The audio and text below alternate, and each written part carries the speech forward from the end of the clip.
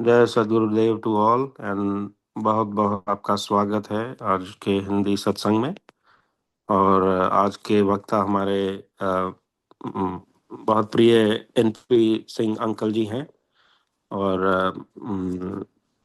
आज हम उनकी वाणी सुनेंगे और उसके बाद फिर प्रश्नोत्तरी करेंगे।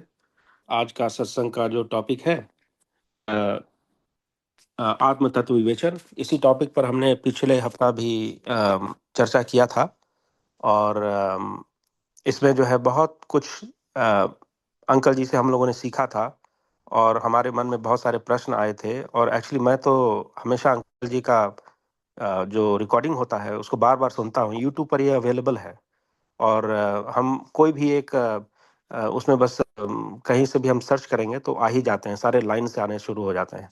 और हर दिन वाले जो है हम सुन सकते हैं। क्योंकि क्या होता है कि यहाँ पर जब हम अंकल जी को सुनते हैं तो यह भी एक प्रकार का एकाग्रता का जरूरत पड़ता है इसमें एक्चुअली समझने के लिए। तो हमें लगता है कि हम लोग की अभी स्थिति वहां तक गई नहीं है कि एक बार सुन करके जो है उसमें हम मनन करके और उस चीज को जो है हम इंटरनलाइज कर सकें, अंतःकरण में उतार सकें। ये यही सबसे बड़ा कठिन चीज होता है। तो जहां तक कि मुझे लगता है कि साधना का भी यही पर्पज होता है। जैसे कि और भी महापुरुषों की जो वाणी मैं सुनता हूँ उसमें वो बताते हैं कि नाम जप करो। जो इनिशियल जो साधना दे दिया जाता है कि नाम जप करो, पर वो इसलिए बताते हैं जिससे कि उनके मन के अंदर में एकाग्रता आ जाए। वो प्रथम भूमि का साधना है वो। हमारे सदगुरु जो है हमें एक अलग प्रकार का ये विद्या देते हैं मन को जल्दी से नियंत्रण में लाने के लिए। और वो जो है प्राइमरी कक्षा के जो साधक जो स्टार्टर हैं उनके लिए नाम जप बता दिया, कुछ और बता दिया, इस तरह का है।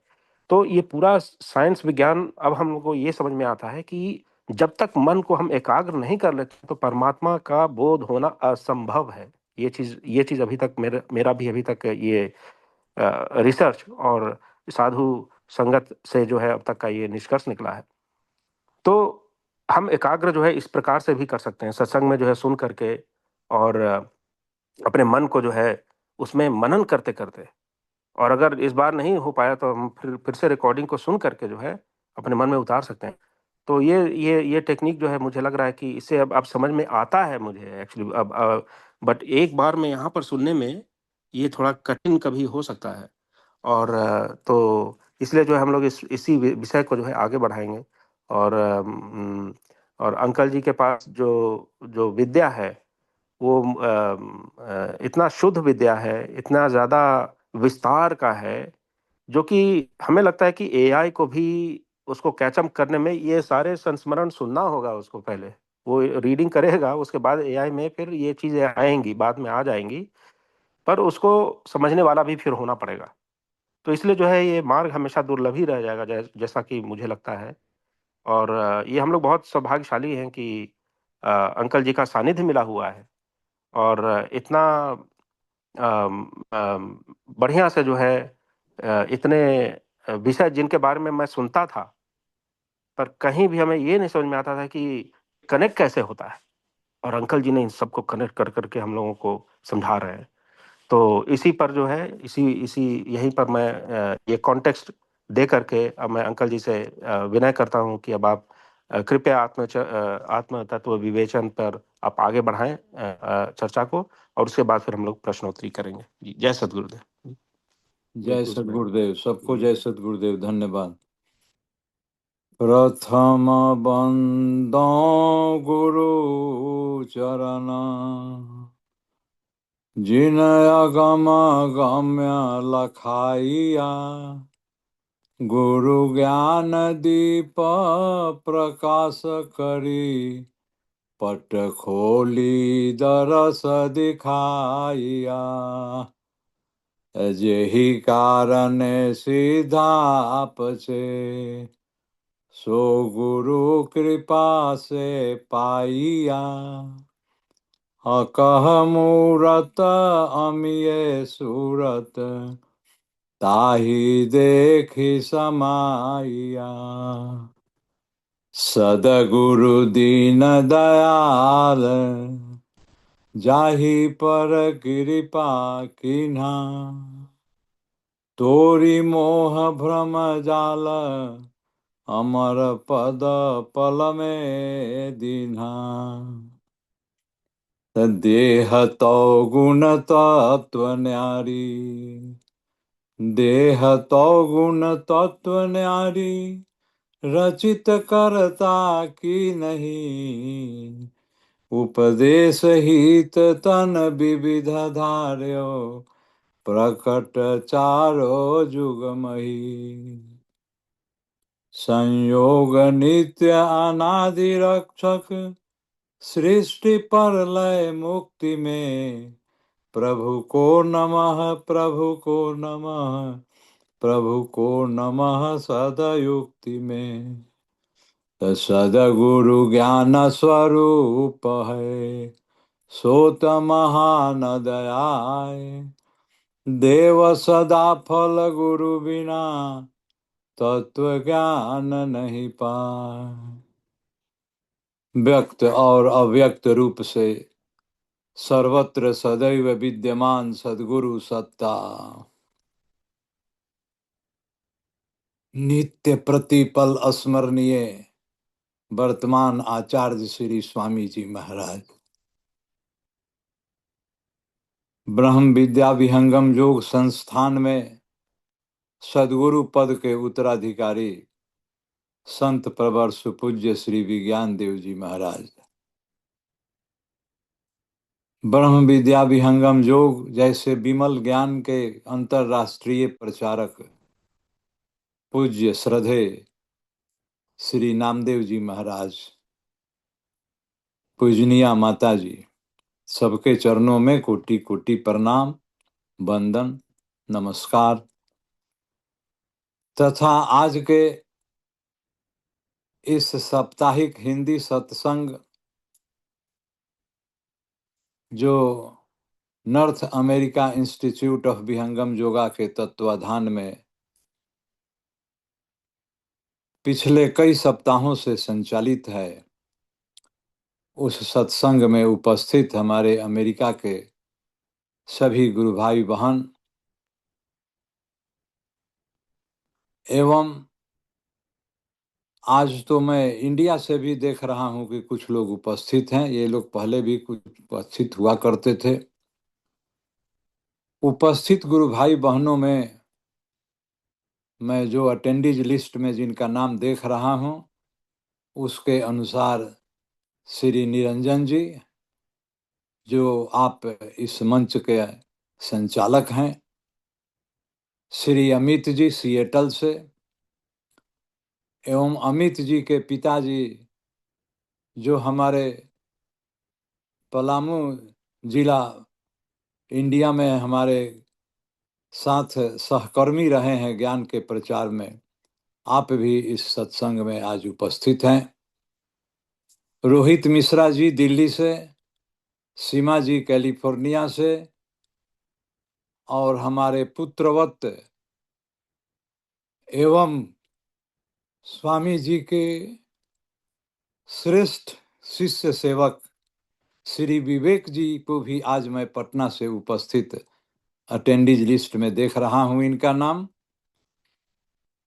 अजय मुजार जी, ईसा अग्रवाल जी, लाल जी, नीरू देवी जी, आप भी इंडिया से ही शायद उपस्थित हैं, नीतू सेठी जी,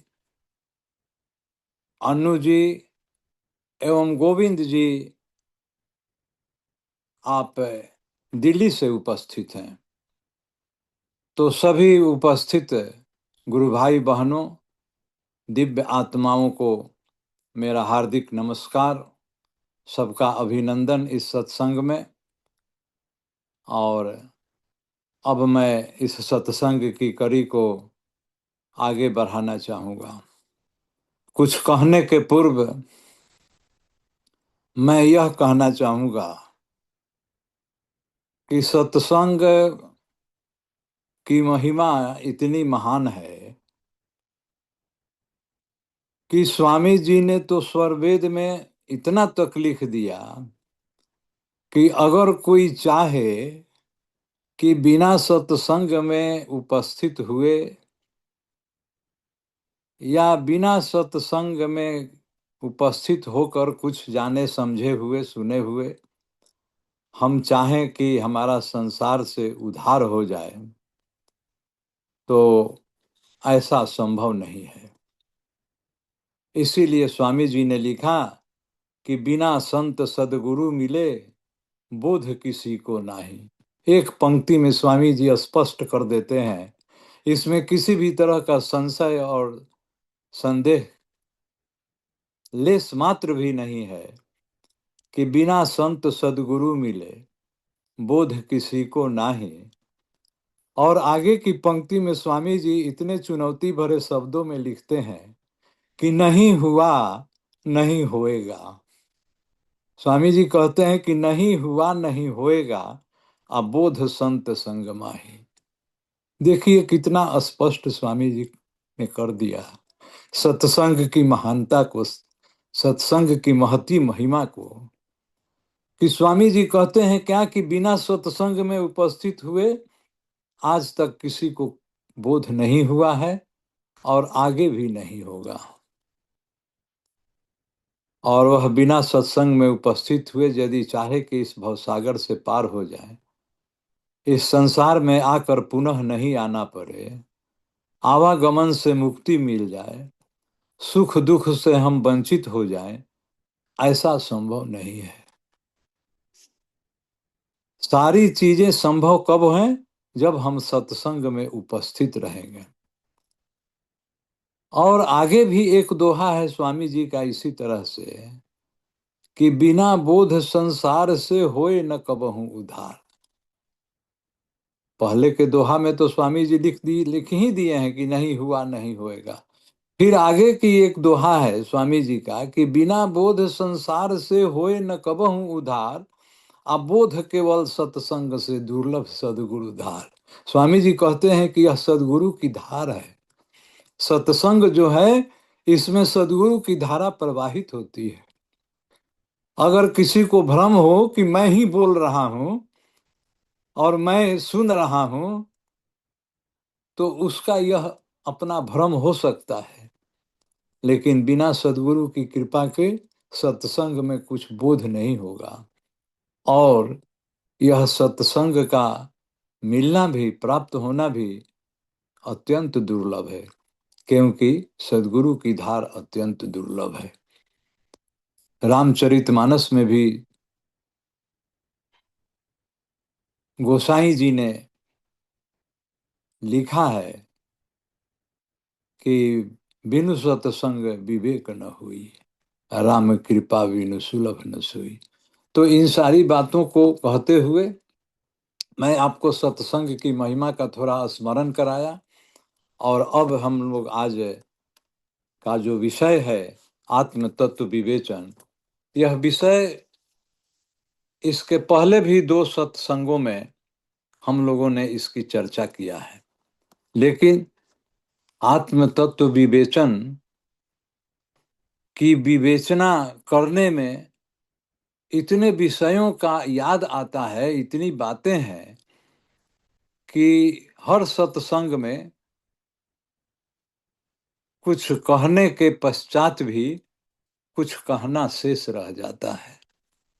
इसीलिए मैंने निरंजन जी से आग्रह किया कि आप इसी विषय को अभी चलने दीजिए।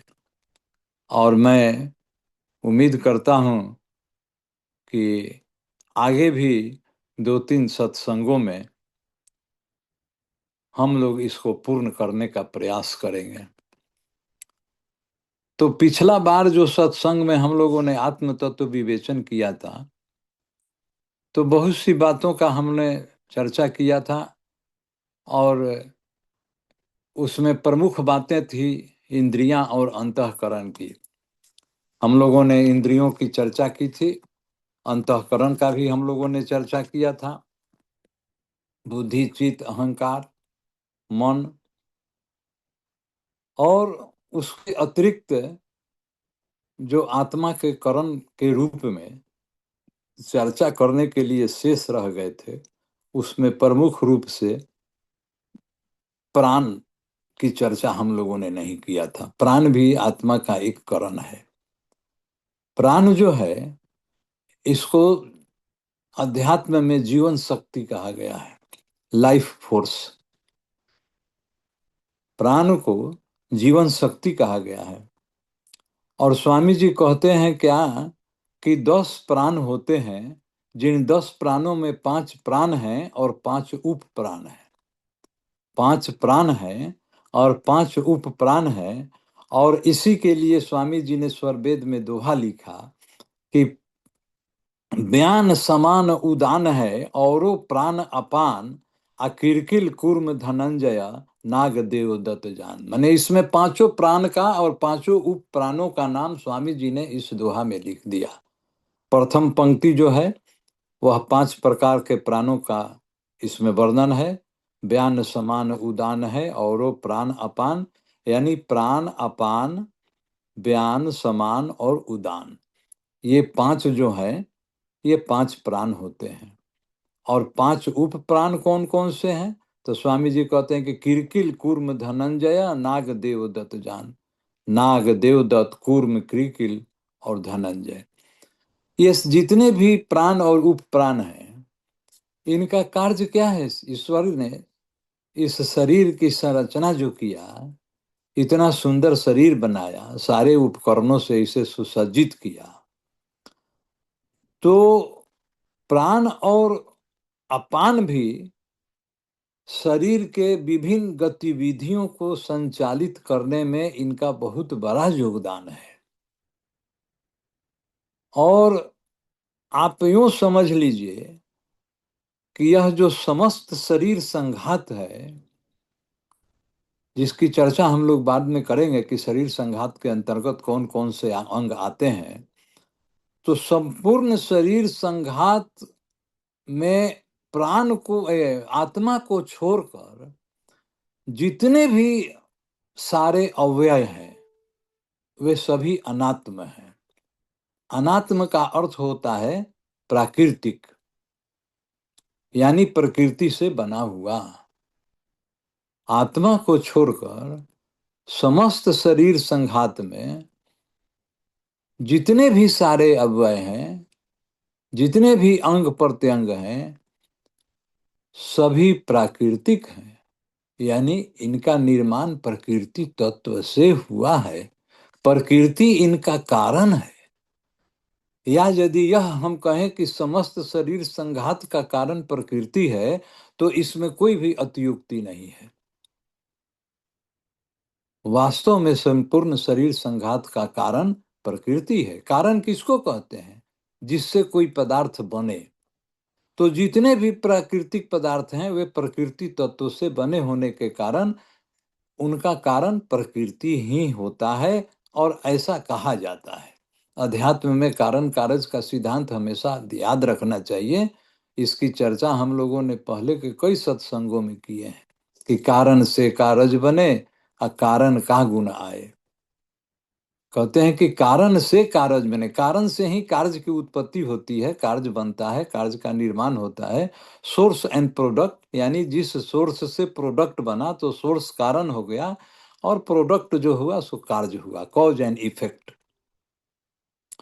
तो हम लोग प्राण की चर्चा कर रहे थे कि 5 प्राण है, प्राण अपान, व्यान, समान और उदान। तो पांचों प्राण शरीर में इनका स्थान इनके अनुसार 5 जगहों पर है, यानी 5 स्थानों पर 5 प्राण का स्थान है। कौन कौन से स्थान हैं? तो प्राण का स्थान देखिए हृदय में है, और इसका कार्य क्षेत्र जो है नाभि से कंठ तक है। आप याद रखेंगे, हम हमेशा याद रखना इसको संभव नहीं है, लेकिन आप इसको स्वरवेद पढ़ते पढ़ते आपको याद हो जाएगा। लेकिन जहां तक चर्चा की बात है तो इसमें कहना पड़ता है कि प्राण का जो स्थान है वह नाभि से कंठ तक इसका कार्य क्षेत्र है, और स्थान हृदय में है।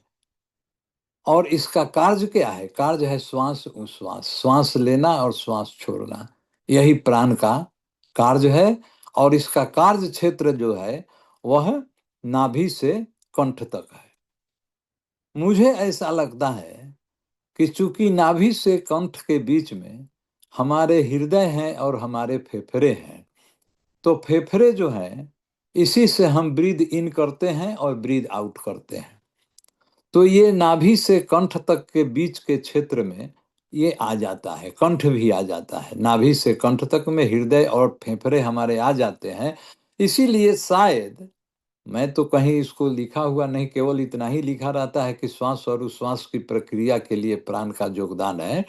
लेकिन हमको लगता है, जहाँ तक मैं अपनी समझ से कह रहा हूँ, आप भी इसके औचित्य को प्रचिंतन करेंगे आप, कि नाभि से कंठ तक जो इसका कार्य क्षेत्र कहा जाता है और स्थान हृदय में कहा जाता है, तो नाभि से कंठ के बीच में ही तो हमारे हृदय और फेफड़े हैं।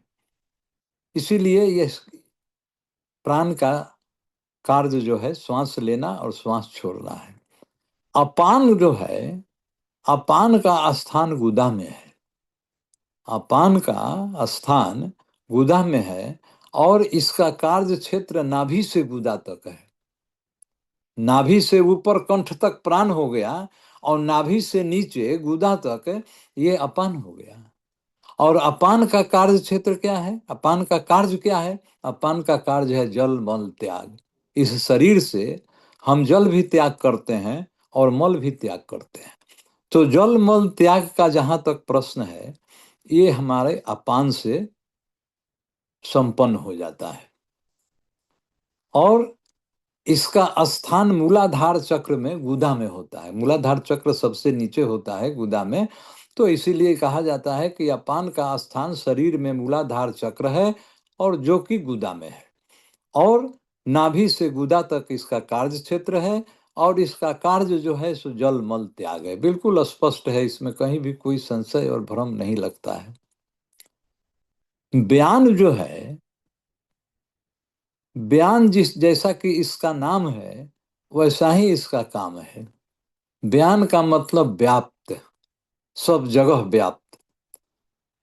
तो शरीर में सब जगह व्याप्त क्या है? शरीर में सब जगह व्याप्त रक्त संचालन है। हमारे शरीर में रक्त संचालन की क्रिया जो है शरीर में हर जगह है। यहाँ तक कि छोटे छोटे सेल्स जो हैं, कोशिकाएं जो हैं, उसमें भी रक्त की जरूरत पड़ती है, क्योंकि वहाँ ऑक्सीजन पहुँचाना होता है। रक्त में ही ऑक्सीजन ट्रेवल करता है। ऑक्सीजन जो ट्रेवल करता है ब्लड के साथ ट्रेवल करता है और हमारे शरीर के भिन्न भिन्न छोटे से लेकर के बड़े अंग प्रत्यंगों तक ये दौड़ते रहता है। तो इसका जो कार्यभार है वह बयान के जी में है। बयान से रक्त का संचालन सारे शरीर में होता है, समस्त शरीर में होता है। समान देखिए, समान क्या है? समान का स्थान नाभि में है। कहा जाता है, अध्यात्म में कहा गया है कि समान का स्थान नाभि में है और यह प्राण और अपान के बीच में संतुलन स्थापित किए रहता है। प्राण और अपान के बीच में संतुलन स्थापित किए रहता है। इसी बात पर मुझे एक बात याद आती है कि एक बार स्वामी जी बोकारो में गए थे। आप लोगों में ने सभी आदमी इस संस्मरण को जानते होंगे। ईश्वरदय जी ने अपने संस्मरण में लिखा था कि जब स्वामी जी पहली बार बोकारो गए थे तो एक व्यक्ति उनके पास आए थे मिलने के लिए। सदैव जी ने कुछ व्यक्तियों को एकत्र होने के लिए सूचना दिया था, उन्हीं के सूचना के अनुसार लोग उपस्थित थे। तो उसमें एक बहुत बड़े विद्वान व्यक्ति थे। वो विद्वान व्यक्ति जो थे वो स्वामी जी को यही प्राण और अपान के बारे में पूछा गया कि भगवत गीता में लिखा हुआ है कि प्राण का अपान में और अपान का प्राण में हवन किया जाता है। ये क्या है हवन? ये हवन क्या है? अभी हमने कहा ना कि समान का स्थान नाभि में है और यह प्राण और अपान के बीच में संतुलन रखता है। तो स्वामी जी प्रत्युत्तर में, उनके जो प्रश्न थे उसके उत्तर में स्वामी जी ने कहा क्या कि मैं आपको कर कर के दिखाऊं या मैं आपको सिर्फ कह दूं? तो स्वामी जी को उन्होंने कहा कि आप दोनों तरह से बताइए, आप मुझे कहिए भी, कहकर भी समझाइए और कर करके भी दिखाइए। स्वामी जी ने उनकी प्रश्न के अनुसार उत्तर में अक्षरशः ऐसा ही किया था। स्वामी जी इस कला को जानते हैं कि प्राण का अपान में और अपान का प्राण में कैसे हवन होता है। स्वामी जी इस कला को जानते हैं। हमारे अभ्यास सिद्ध सदगुरु सदाफल देव जी महाराज हठ योग के भी मार्तंड थे। जिस तरह से विहंगम योग में उनकी संपूर्णता थी, उसी तरह से हठ योग में भी वह संपूर्ण थे। और उन्हीं से तो प्रथमा देव जी को यह ज्ञान मिला था, और प्रथमा देव जी से हमारे वर्तमान आचार्य श्री को मिला। वर्तमान आचार्य श्री आज द्वितीय परंपरा सदगुरु के पद को सुशोभित कर रहे हैं। प्रथम परंपरा सदगुरु श्री धर्मचंद देव जी महाराज, जिन्हें संत समाज प्रथमा देव जी प्रथमाचार्य श्री के नाम से जानता है और संबोधित भी करता है। तो वर्तमान आचार्य श्री ने उस विद्वान व्यक्ति को कर करके भी दिखाया और कह करके भी स्पष्ट किया। तो यही प्राण और अपान के बीच में कैसे संतुलन रखा जाएगा, यह समान नामक प्राण वायु का कार्य है। और उदान, उदान का स्थान कंठ में है। हम लोग प्रायः देखते हैं कि जो मरणासन व्यक्ति होते हैं, यानी अपने जीवन के अंतिम दिनों में उनकी मृत्यु होने वाली होती है, तो सबसे पहले उनकी वाणी बंद हो जाती है, अवरुद्ध हो जाती है, कंठ काम करना बंद कर देता है। तो लोग कहते हैं क्या कि अब यह बोल नहीं रहे हैं, या कोई पूछने वाला होता है तो पूछता है कि बोल रहे हैं कि नहीं बोल रहे हैं। उनकी स्थिति को जानने के लिए हम लोग पूछा करते हैं कि यह बताइए कि वह बोल रहे हैं कि नहीं बोल रहे हैं। तो कोई कहता है कि नहीं, अब बोली भी उनकी बंद हो गई है। तो लोग कहता है कि अब ज्यादा देर तक ये नहीं रहेंगे। तो वही उदान वायु है। उदान वायु जो है कार्य करना बंद कर देता है। इसका स्थान कंठ में है। तो यही 5 प्राणों के भिन्न भिन्न स्थान है और भिन्न भिन्न कार्य है। इन प्राण के बिना यह शरीर भी नहीं रहता है। जब शरीर छूट जाता है, शरीर का मतलब स्थूल शरीर, जब हमारा स्थूल शरीर मृत्यु में छूट जाता है तो प्राण भी उसको छोड़ देता है। इसीलिए स्वामी जी ने लिखा कि जाकी सत्ता पाए कर इंद्रिन अर्थ न जान, जा ही रहे तन रहत है, ना ही रहे तन प्राण। आत्मा की परिभाषा में हम लोगों ने इस दोहा की चर्चा किया था कि जाकी सत्ता पाए कर, यानी आत्मा क्या है उसको स्वामी जी परिभाषित करते हैं इस संदर्भ में, प्राण के संबंध संदर्भ में, शरीर के संदर्भ में, इंद्रियों के संदर्भ में, कि जाकी सत्ता पाए कर इंद्रिन अर्थ न जान, आजा ही रहे तन रहत है, ना ही रहे तन प्राण। आत्मा के नहीं रहने पर प्राण भी शरीर को छोड़ देता है।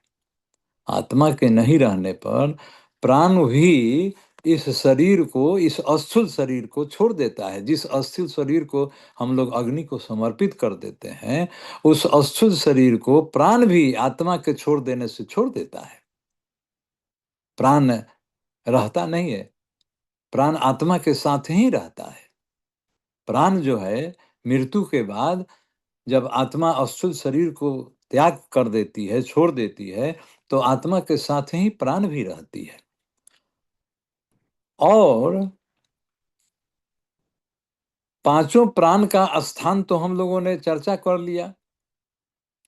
अब हम लोग चर्चा करेंगे कि शरीर में जो 5 कर्म इंद्रियां हैं और 5 ज्ञान इंद्रियां हैं। हम लोगों ने पहले सत्संग में कर्म इंद्रियों और ज्ञान इंद्रियों की चर्चा किया था।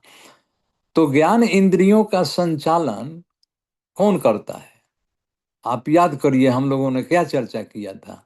ज्ञान इंद्रियों का संचालन, यह बात अलग है कि सब कुछ आत्मा की ही शक्ति से होता है, लेकिन ज्ञान इंद्रियों का संचालन आत्मा की शक्ति से ही सही, लेकिन आत्मा की शक्ति से कौन करता है ज्ञान इंद्रियों का संचालन? हमारा मन करता है।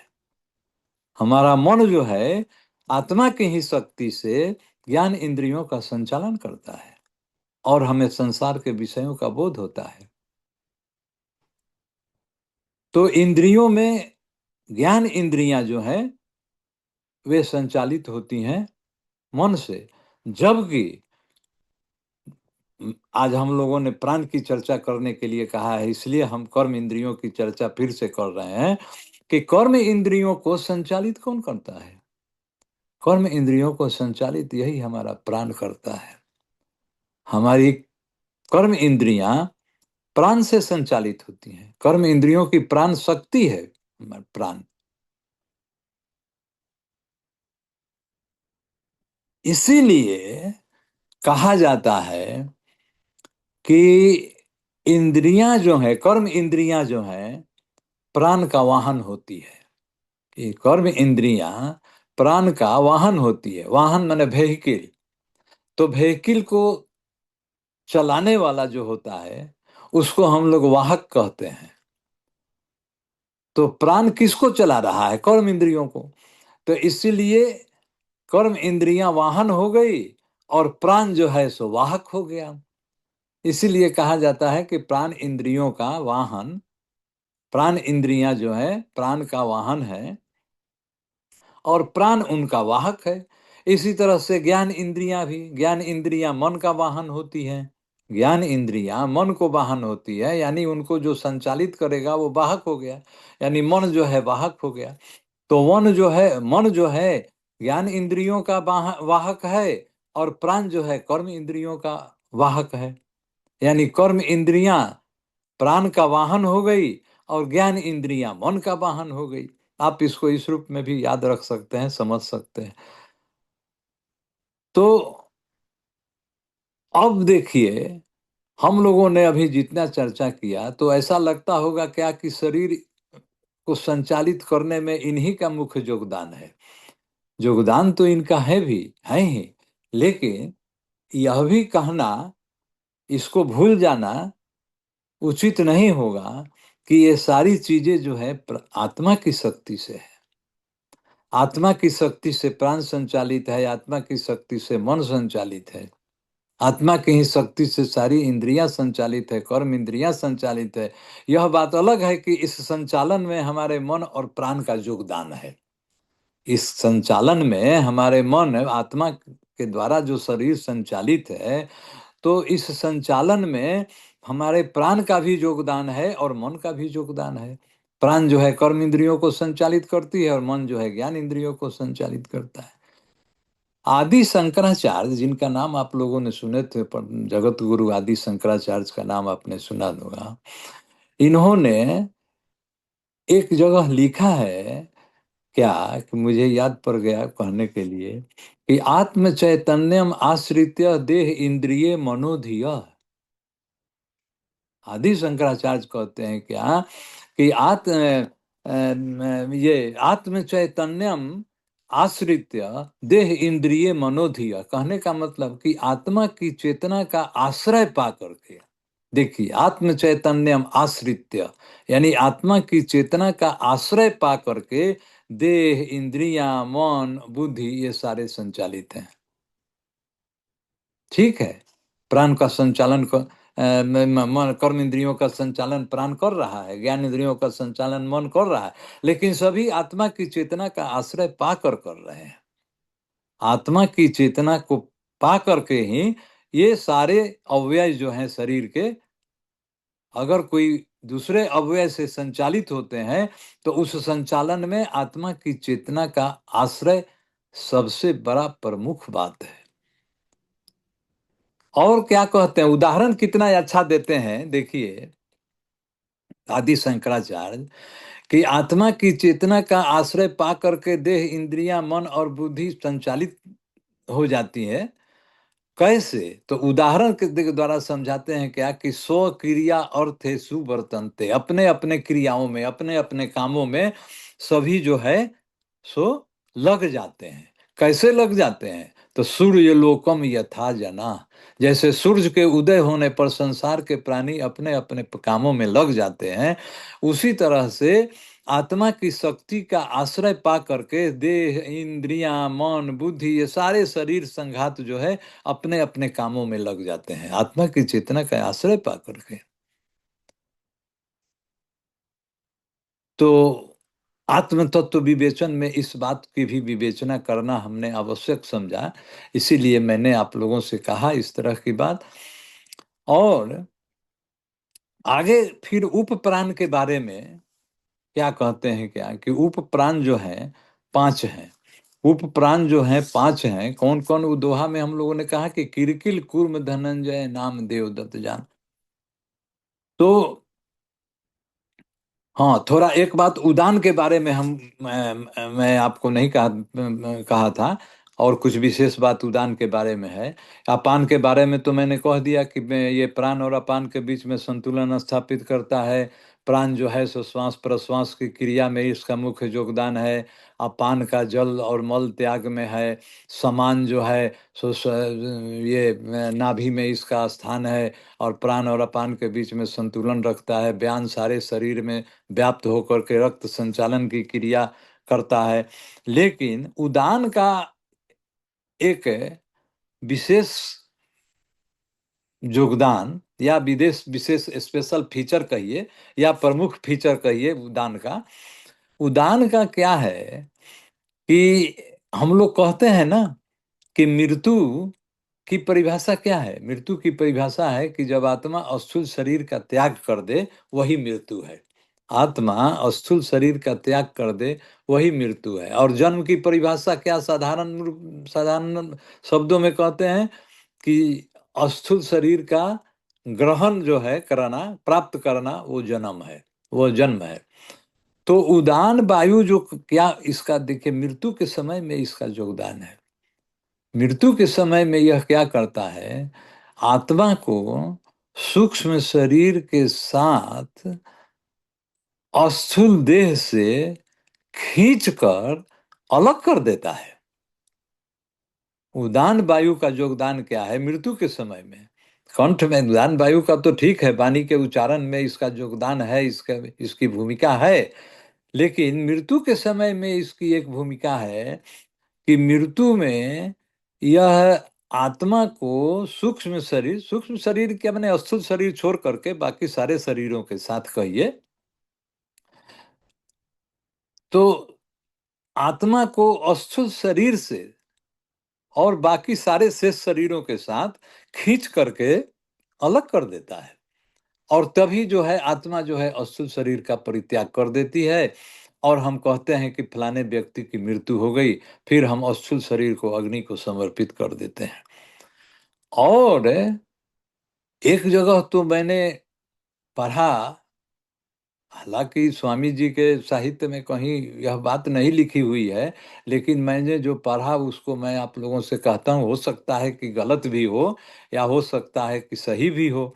एक जगह एक बहुत अच्छे लेखक ने लिखा है, विद्वान ने लिखा है कि उदान वायु का एक और योगदान है। वो क्या है कि हम लोग बोलते हैं ना कि जन्म में स्थूल शरीर को ग्रहण करना ये आत्मा का कार्य है, यानी आत्मा का ये जन्म की परिभाषा है कि स्थूल शरीर को प्राप्त करना, स्थूल शरीर को ग्रहण करना।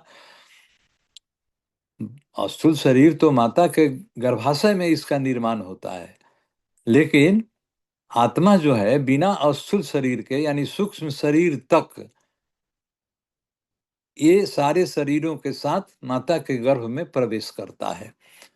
तो वहां पर कहता क्या है कि जन्म में आत्मा को सूक्ष्म और कारण देह के साथ, देखिए ध्यान से सुनेंगे आप लोग, जन्म में आत्मा को सूक्ष्म और कारण देह के साथ माता के गर्भाशय में प्रतिस्थापित करना उदान वायु का काम है।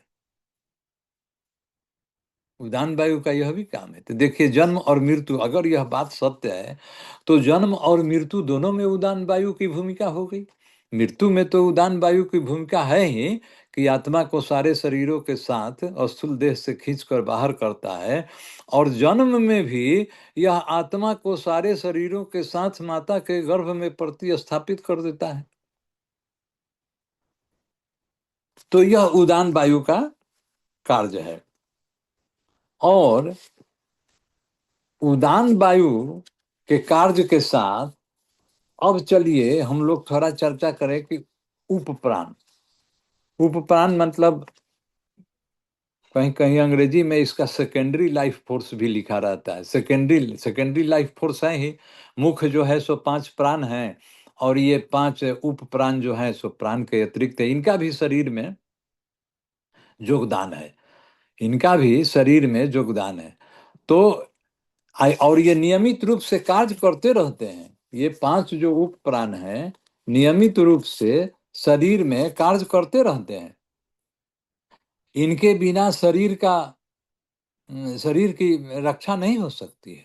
उप प्राण के बिना शरीर की रक्षा नहीं हो सकती है।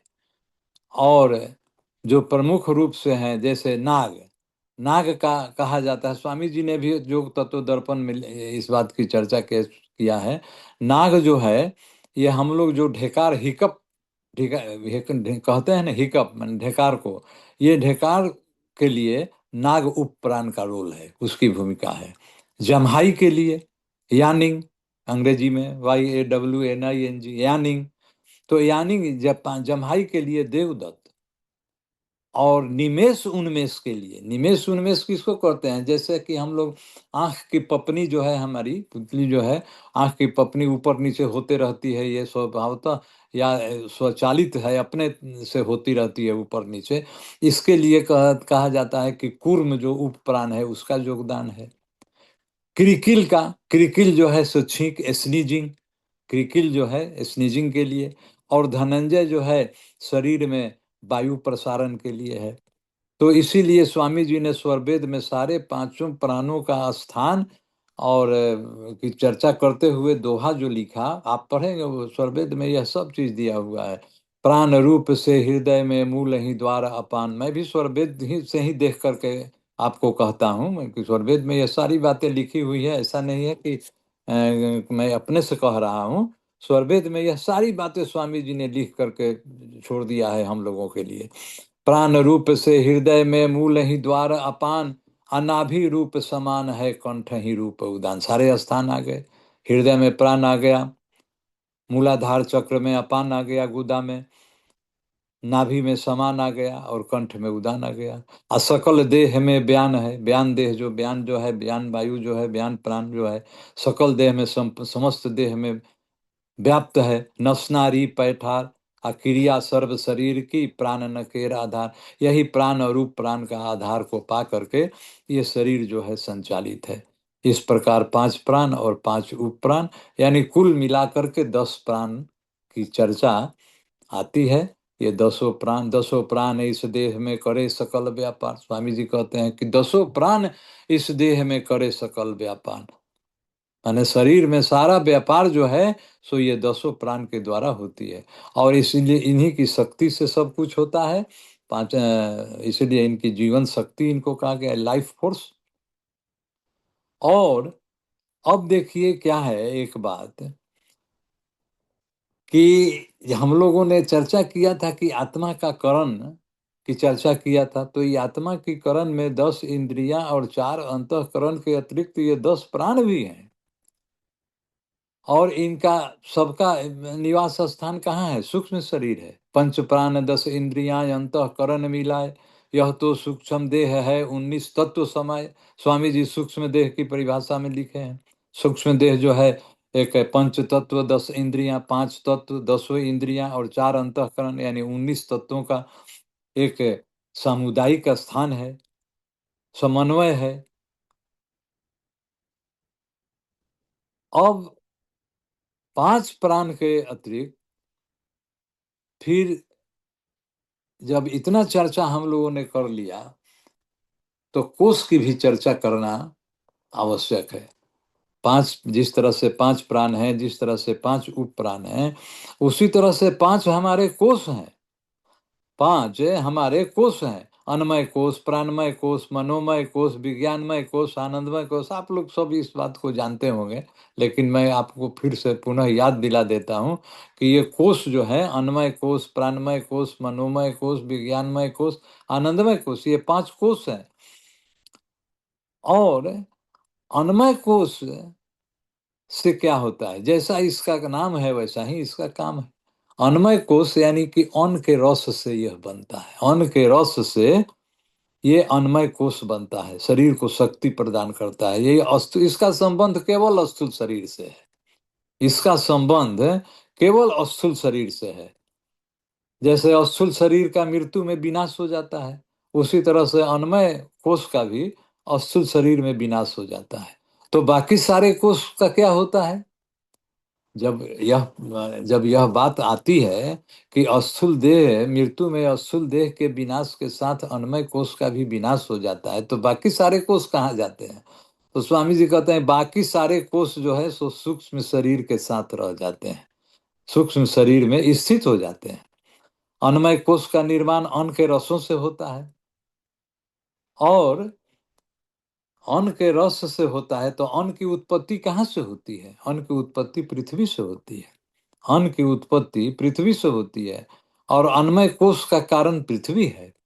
जब अन्नमय कोष का निर्माण अन्न से होता है और अन्न की उत्पत्ति पृथ्वी से होती है, तो अन्नमय कोष का कारण क्या है? अन्नमय कोष का कारण पृथ्वी है, क्योंकि अन्न की उत्पत्ति पृथ्वी से ही तो हो रही है। इसीलिए स्थूल देह को पार्थिव देव कहते हैं, पार्थिव देह कहते हैं। कहता है ना कि उनके पार्थिव शरीर को अग्नि को समर्पित कर दिया गया। पार्थिव शरीर क्यों कहते हैं? हम लोगों ने सत्संग में इसकी चर्चा किया था। पृथ्वी में 5 तत्वों के गुण है, शब्द, स्पर्श, रूप, रस और गंध। पृथ्वी में 5 तत्व के गुण है। जैसे आकाश लीजिए, आकाश में शब्द है, आकाश से उत्पन्न हुआ वायु, वायु का अपना गुण स्पर्श है। चूंकि शब्द से उत्पन्न हुआ, आकाश से उत्पन्न हुआ, इसलिए यह शब्द और स्पर्श दोनों गुण आ गया। इस तरह से करते करते सारे आगे वाले तत्वों के साथ पीछे वाले तत्वों के गुण विस्थापित होकर आ जाते हैं, और उनका एक अपना निजी गुण तो रहता ही है। इस तरह से करते करते हम लोगों ने चर्चा किया था कि पृथ्वी में 5 तत्वों के गुण होते हैं, शब्द, स्पर्श, रूप, रस और गंध। और पृथ्वी तत्व से अन्न की उत्पत्ति होती है, और अन्न स्थूल शरीर से इसका संबंध है। इसलिए स्थूल शरीर को हम लोग पार्थिव शरीर कहते हैं। पृथ्वी से विशेषण शब्द पार्थिव बना, पृथ्वी से विशेषण शब्द जो हुआ पार्थिव बना। और पृथ्वी में 5 तत्वों का गुण है, और हम लोग कहते भी हैं कि पंचरत तत्व रचित अधम शरीरा, 5 तत्वों से रचित यह अधम शरीर स्थूल शरीर है। तो इसलिए जो बात, जो सिद्धांत है, उस सिद्धांत पर बिल्कुल सही उतरता है। स्थूल देह का जो नाम पार्थिव देह कहा जाता है। कोष अन्नमय देह है, अन्न से उपजे नाश। देखिए, अन्न से उपजे नाश, स्थूल देह के नाश होने के साथ साथ अन्नमय कोष का भी नाश हो जाता है। पार्थिव यह स्थूल है, यह स्थूल शरीर पार्थिव देह कहते हैं इसको। दूसरा जो है प्राणमय कोष है। प्राणमय कोष जो है ये शरीर की क्रियाओं का संचालन प्राणमय कोष से होता है। यानी सारे प्राणों को मिला करके प्राणमय कोष बनता है। ऐसा अध्यात्म में इसका प्राणमय कोष के सिद्धांत पढ़ेंगे आप, तो उसमें लिखा हुआ आप पाएंगे कि सारे प्राणों को मिला करके प्राणमय कोष होता है। और शरीर के जितने भी व्यवहार हैं प्राणों द्वारा ही तो चलते हैं। हम लोगों ने प्राण की चर्चा करने में क्या कि सबका अपना अलग अलग कार्य है, ठीक है, लेकिन सब तो प्राणों के द्वारा ही तो शरीर का व्यवहार चल रहा है। तो इसीलिए प्राणमय कोष जो हुआ उससे भी सूक्ष्म जो हुआ वो प्राणमय कोष हुआ, प्राण से भी ज्यादा सूक्ष्म प्राणमय कोष हुआ। जगजीवन से प्राण है, प्राण बिना संहार, स्वामी जी कहते हैं। जगजीवन से प्राण है, यानी यह जग जीवन जो है, जीवन जो है, जैसे संसार के प्राणियों का जीवन जो है प्राण से है, इसीलिए इसको प्राण शक्ति कहते हैं, लाइफ फोर्स कहते हैं। तीसरा मनोमय कोश है। देखिए मनोमय कोश जो है, बहुत से व्यक्ति कहते हैं कि अब आप, या बहुत से ग्रंथों में आप पाइएगा मनोमय कोश को कहता है कि मन से बना हुआ है। बात सही है, मन से बना हुआ सही है, मन से है, मन इसमें है मनोमय कोश में। लेकिन स्वामी जी ने इसका खंडन किया है। स्वामी जी कहते हैं नहीं, मनोमय कोश जो है यह कर्म, इंद्रियां, मन और अहंकार तीनों मिला करके है।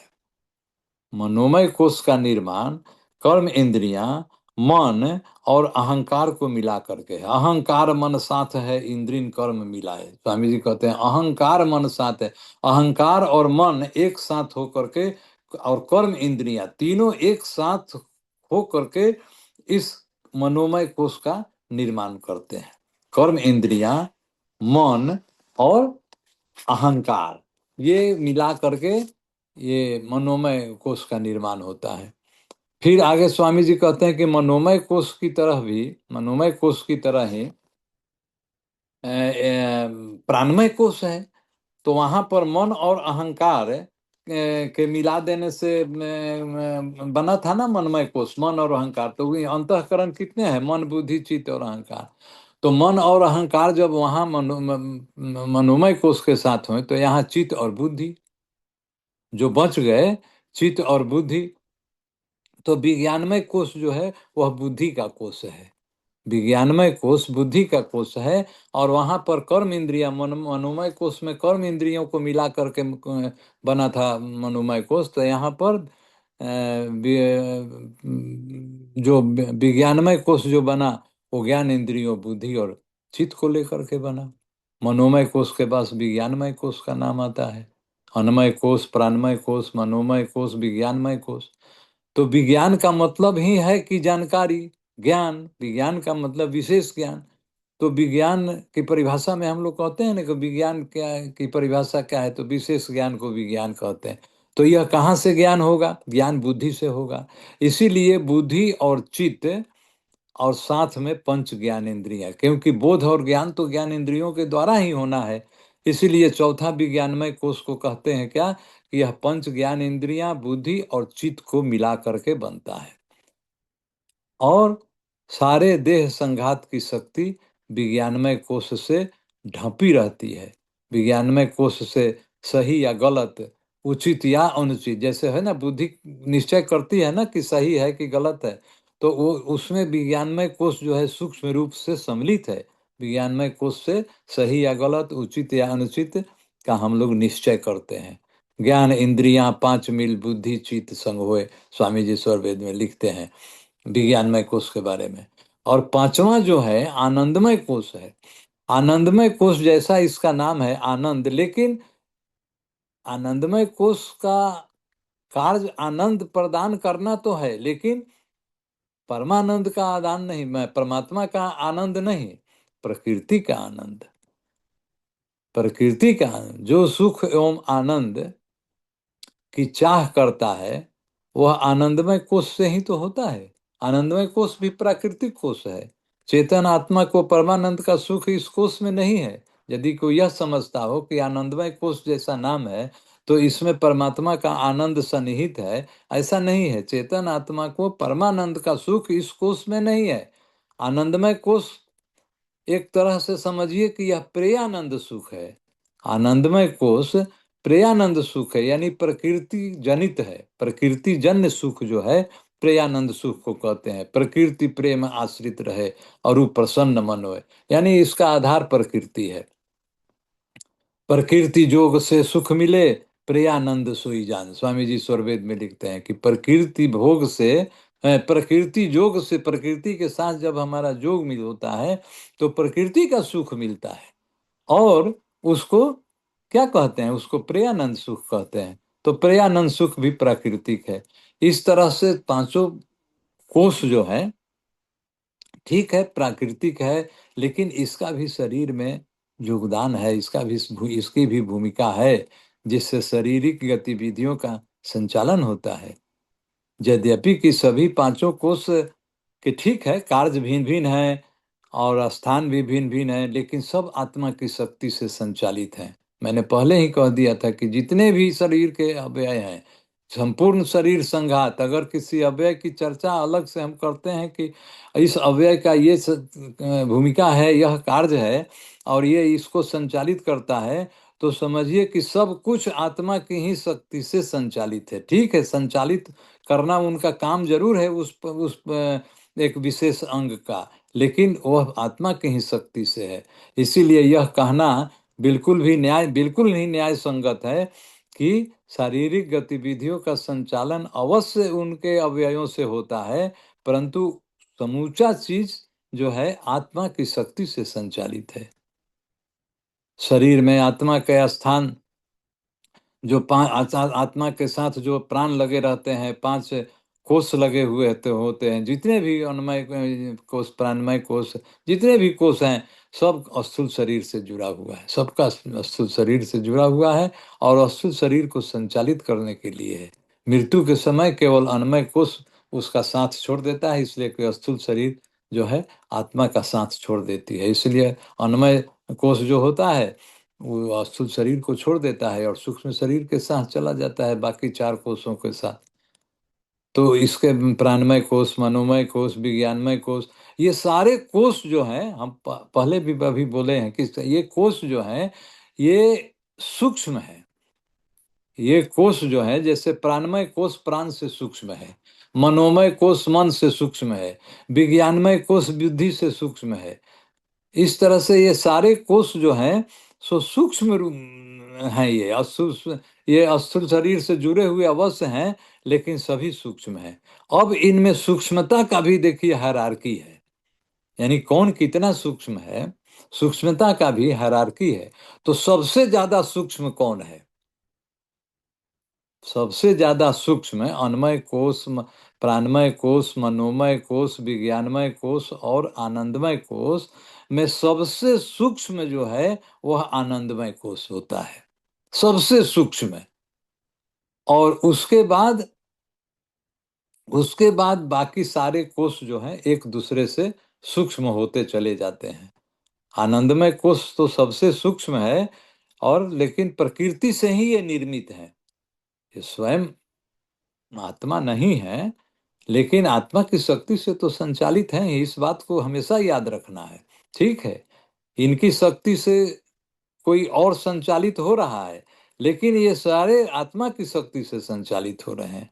इस तरह से देह संघात में हमारे 10 इंद्रियां, 10 प्राण और चतुष्टय अंतःकरण, जिसकी चर्चा हम लोगों ने पहले के सत्संग में किया था, 10 इंद्रियां और चतुष्टय अंतःकरण का।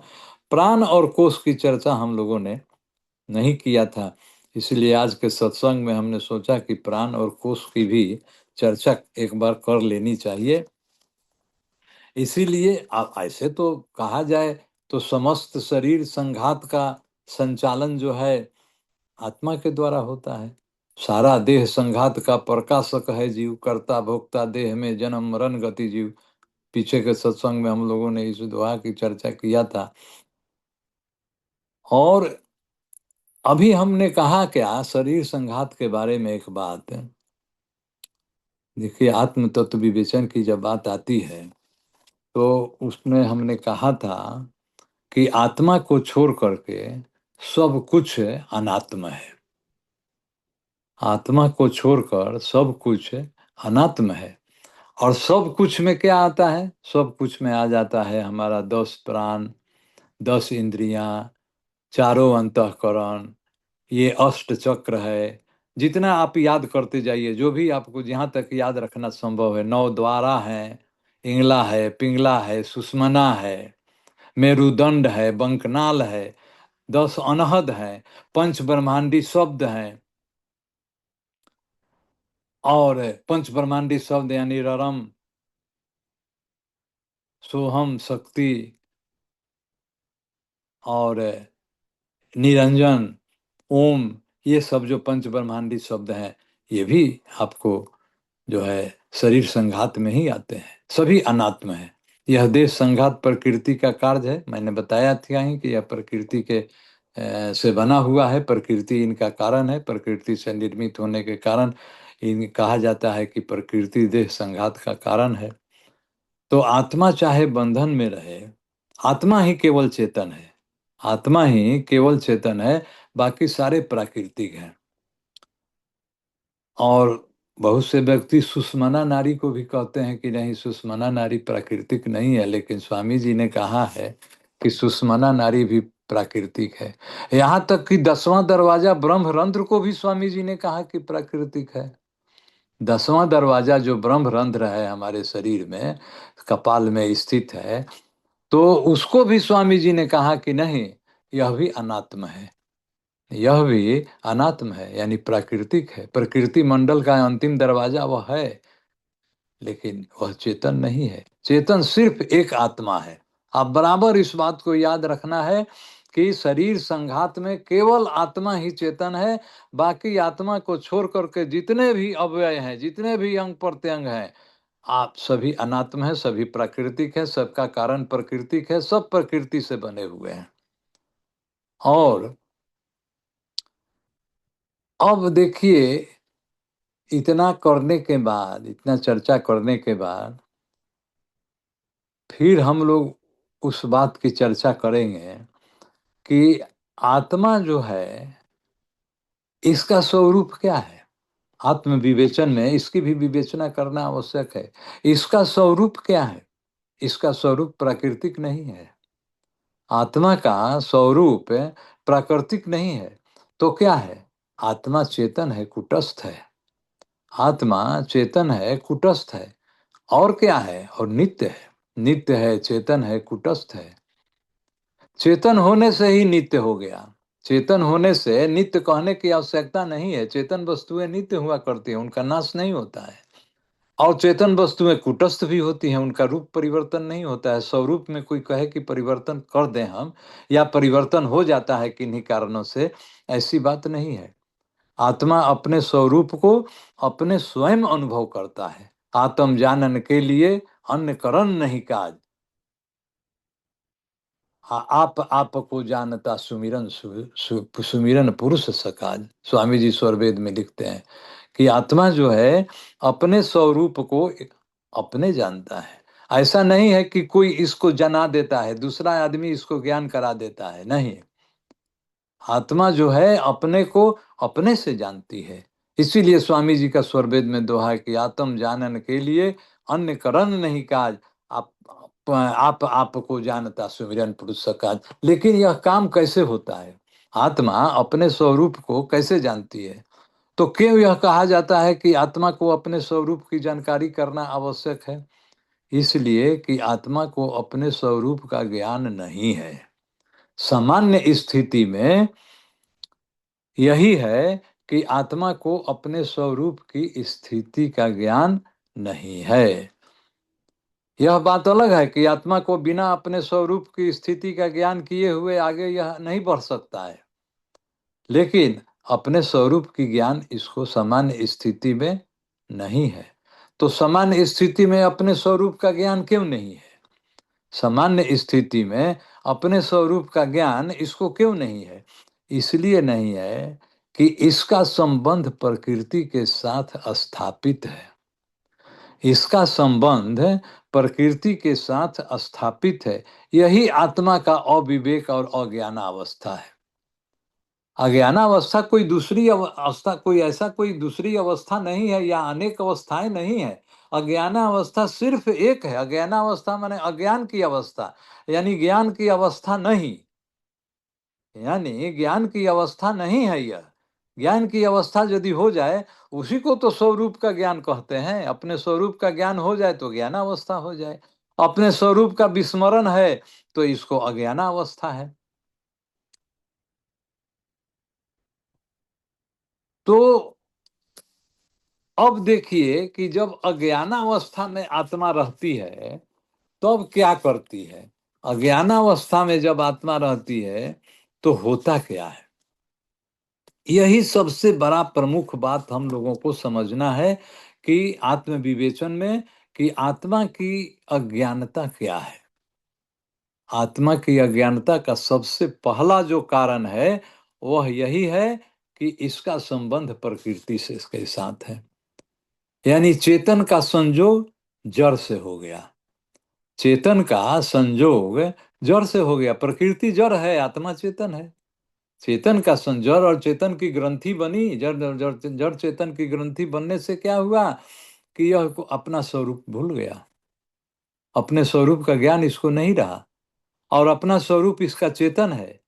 इस बात को हम लोग ठीक है पढ़ करके सुन करके जानते हैं कि आत्मा एक चेतन वस्तु है, लेकिन इसका ज्ञान हो जाना, ज्ञान का मतलब इसका अनुभव कैसे होगा कि हम आत्मा चेतन है, इसका अनुभव होना ही तो यही अध्यात्म का मुख्य विषय है। इसी के लिए तो स्वामी जी की कृपा चाहिए, इसीलिए तो सदगुरु की शरणागति चाहिए। सदगुरु जब तक कृपा नहीं करेगा, जब तक दया नहीं करेगा, तब तक हमको अपने स्वरूप की ज्ञान नहीं होगा। स्वरूप का ज्ञान होना अति आवश्यक है। जब तक हम अपने स्वरूप को नहीं जानेंगे, परमात्मा के स्वरूप को नहीं जान सकते हैं।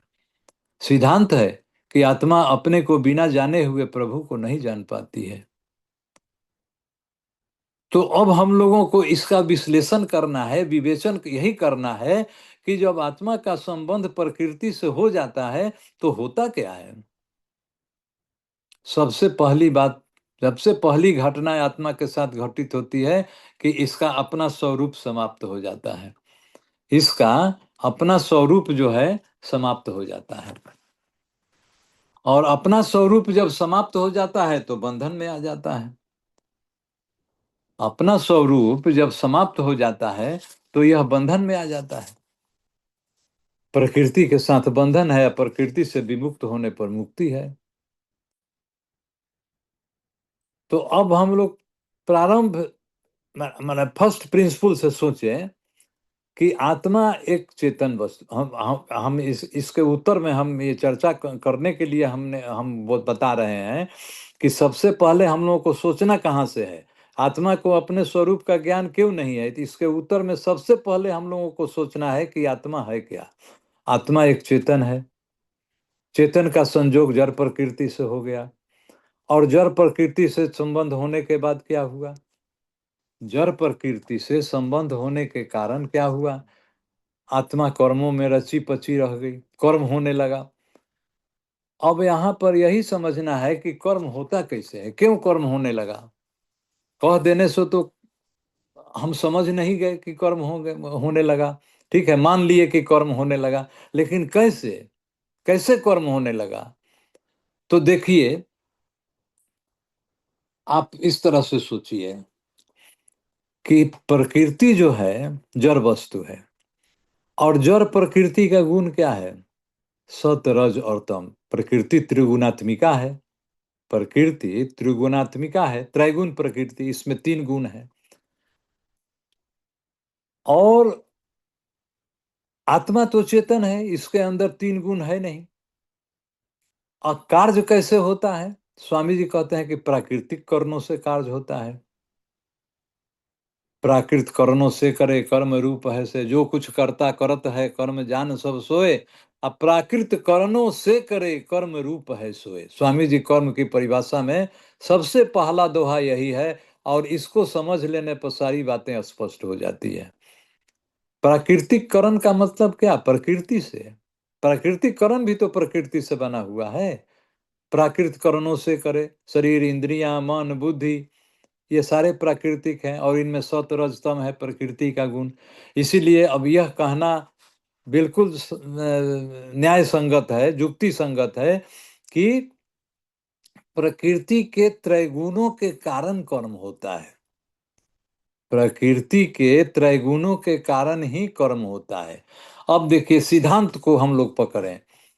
चेतन क्या है, चेतन में कर्तृत्व और भोक्तृत्व दोनों है। जो चेतन होता है वह भोक्ता होता है और कर्ता होता है, यानी उसमें भोक्तृत्व और कर्तृत्व।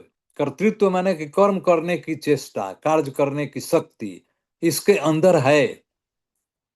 तो भाई केवल शक्ति से ही तो नहीं होगा। आपके अंदर शक्ति हो और कार्य करने का कोई स्कोप नहीं हो, तो शक्ति धरी की धरी रह जाएगी, कैसे कार्य होगा। मान लेते हैं कि हमारे अंदर कार्य करने की शक्ति है, कर्म करने की चेष्टा है, हम जड़ प्रकृति को प्रेरणा दे करके जड़ प्रकृति में शक्ति उत्पन्न कर देंगे, क्रिया शक्ति उत्पन्न कर देंगे, लेकिन अकेले तो यह संभव नहीं है।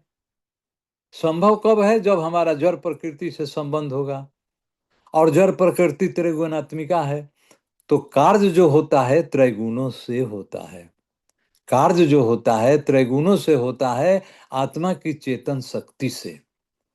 कार्य जो होता है त्रैगुणों से, कर्म का कर्ता जीव है, आ कर्म गुणन से होए, आ कर्ता सो भोक्ता बने, संसृत दुख सह सोए। स्वामी जी स्वरवेद में लिखते हैं कि कर्म का कर्ता जीव है।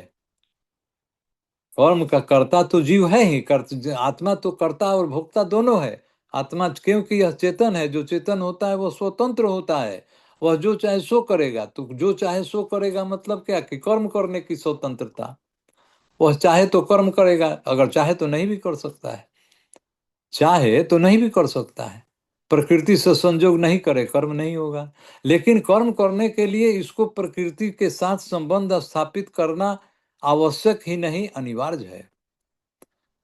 तो होता क्या है इसमें, देखिए वैज्ञानिक प्रक्रिया क्या है, इसको आप आध्यात्मिक घटना कह सकते हैं, कि जब प्रकृति के साथ चेतन आत्मा का संयोग होता है, और प्रकृति में तीन गुण है, त्रैगुण, और इधर आत्मा में, चेतन आत्मा में गुण है कर्तृत्व, तो दोनों के संबंध से होता क्या है कि कर्तृत्व गुण जो है जड़ प्रकृति में विस्थापित होकर चला जाता है। आत्मा का कर्तृत्व गुण जो है वो जड़ प्रकृति से संयोग होने के कारण उसके गुणों में कर्तृत्व आ जाता है। ये देखिए, जब तक मतलब कि आत्मा से संबंध नहीं था तब तक त्रैगुणों में सतरजतम था, उनमें कर्म करने की शक्ति नहीं थी। हमने बताया था कई सत्संगों में कि प्रकृति की परिभाषा, जड़ जड़ जड़ वस्तु की परिभाषा क्या है। जड़ वस्तु की परिभाषा है कि जिसमें क्रिया करने की शक्ति नहीं है। बहुत बहुत आदमी कहते हैं, इसी वाक्य को कहते हैं कि जिसमें क्रिया करने की शक्ति नहीं हो, लेकिन यह वाक्य जो है अपने आप में अपूर्ण है, पूर्ण वाक्य नहीं है। आपको ऐसे कहना पड़ेगा कि जड़ वह वस्तु है जिसमें स्वतः क्रिया करने की शक्ति नहीं हो। स्वतः, स्वतः शब्द आपको बोलना पड़ेगा। क्रिया करने की शक्ति नहीं है ऐसा कह देने से यह डेफिनेशन जो है अपने आप में परफेक्ट डेफिनेशन नहीं माना जाएगा। परफेक्ट डेफिनेशन तब माना जाएगा जब आप कहेंगे कि जड़ वस्तु वह है जिसमें स्वतः क्रिया करने की शक्ति नहीं है। तो परिभाषा ही बता रहा है कि जब स्वतः नहीं है, इसका मतलब कि दूसरे की प्रेरणा से संभव हो जाएगा। जब हम स्वतः, उस शब्द वाक्य में स्वतः शब्द आया, तो स्वतः का मतलब ही है कि भाई जब स्वतः नहीं है, इसका मतलब कि कोई दूसरे के द्वारा। तो दूसरा कौन है? दूसरा वही चेतन है, चेतन आत्मा है। तो चेतन आत्मा के संयोग से जिसके अंदर कर्तृत्व का गुण है, और वह जब प्रकृति के साथ संयोग करता है, तो प्रकृति के गुणों में कर्तृत्व विस्थापित होकर चला जाता है। तो जब गुण में कर्तृत्व चला गया, कार्य करने की शक्ति हो गई, या पहले से ही इसके अंदर कार्य करने की शक्ति थी, लेकिन देखिए प्रेरणा प्राप्त हो गया, कार्य करने की शक्ति का गुण इसके अंदर था, कार्य करने का गुण इसके था, क्रियाशीलता का गुण था, लेकिन क्रिया कैसे ये करेगा? स्वतः नहीं करेगा। तो स्वतः नहीं करेगा तो किसी दूसरे के द्वारा, तो दूसरे के द्वारा आत्मा के द्वारा, और आत्मा में कर्तृत्व है, इसलिए यह कर्तृत्व जो है सो गुणों में ट्रांसफर होकर के, माइग्रेट होकर के चला जाता है। गुणों में कर्तृत्व आ जाता है, गुणों में कर्तृत्व आ जाता है, और उस गुण में कर्तृत्व आने के कारण क्रिया होने लगती है, और क्रिया होने के कारण उसका फल क्या बनता है? कर्म। क्रिया का जो प्रारूप, क्रिया का जो रूप है कर्म में परिवर्तित हो जाता है। क्रिया से कर्म होता है, क्रिया करने से कर्म होने लगा। तो इसलिए चेतन आत्मा का जब संयोग प्रकृति के साथ हुआ, तो चेतन आत्मा का कर्तृत्व गुण जो है, डूअरशिप कह सकते हैं इसको अंग्रेजी में, डूअरशिप, कर्तृत्व का गुण। कर्तृत्व का गुण जो है सो उसके गुणों के साथ चला गया, गुणों में कर्तृत्व गुण आ गया। देखिए गुण किसका है और किसके साथ जाकर के क्रिया कर रहा है। गुण है, कर्तृत्व गुण है आत्मा का, और प्रकृति के त्रैगुणों में चला गया, और प्रकृति के त्रैगुणों में जाने से प्रकृति के द्वारा क्रिया होने लगी, और क्रिया होने लगी तो कर्म होने लगा, और जब कर्म होने लगा तो कर्मों का कर्ता कौन बना? कर्मों का कर्ता चेतन आत्मा हो गया, कर्मों का कर्ता चेतन आत्मा हो गया। अब हम लोग पहले कहे थे ना कि आत्मा में भोक्तृत्व और कर्तृत्व दोनों है, तो इसके अंदर भोक्तृत्व कैसे आ गया? भोक्तृत्व गुण तो है। तो देखिए आप इस रूप में सोचिए कि जैसे मान लीजिए कि किसी व्यक्ति को भूख लगा हुआ हो, किसी व्यक्ति को भूख लगा हुआ, मैं समझाने के लिए कह रहा हूं, किसी व्यक्ति को भूख लगी हुई हो और भोजन नहीं मिले, तो क्या होगा? भूख का, भूख का कोई मीनिंग नहीं है। जब भोजन मिल ही नहीं रहा है तो भूख लगने से क्या होगा? भूख की तो तृप्ति नहीं हो रही है, भूख की तृप्ति तो हो नहीं रही है। तो आत्मा के अंदर कर्तृत्व गुण है, और कर्तृत्व गुण के कारण त्रैगुणों में कर्तृत्व गुण चला गया और कर्म होने लगा, और कर्म होने से कर्म का कर्ता चेतन आत्मा बन गया, और कर्ता होने से भोक्ता बन गया। तो भोक्ता कैसे बना? इसके अंदर भोक्तृत्व गुण तो पहले से ही है। आत्मा के अंदर कर्तृत्व और भोक्तृत्व गुण, हम लोग अभी कहे थे कि आत्मा के अंदर कर्तृत्व और भोक्तृत्व दोनों गुण तो पहले ही से है, केवल ऐसा परिस्थिति बिल्डअप नहीं हुआ, ऐसा सरकमस्टांसेज बिल्डअप नहीं हुआ जिसके कारण मतलब कि भोक्तृत्व गुण और कर्तृत्व गुण जो है इसका परिलक्षित नहीं हुआ। गुणों के द्वारा जब कर्म होने लगा तो कर्तृत्व गुण दिखाई पड़ने लगा, लेकिन भोक्तृत्व गुण, तो भोक्तृत्व गुण जो है वही प्रकृति इसका भोजन है। प्रकृति इसका भोजन है, प्रकृति भोग्य वस्तु है।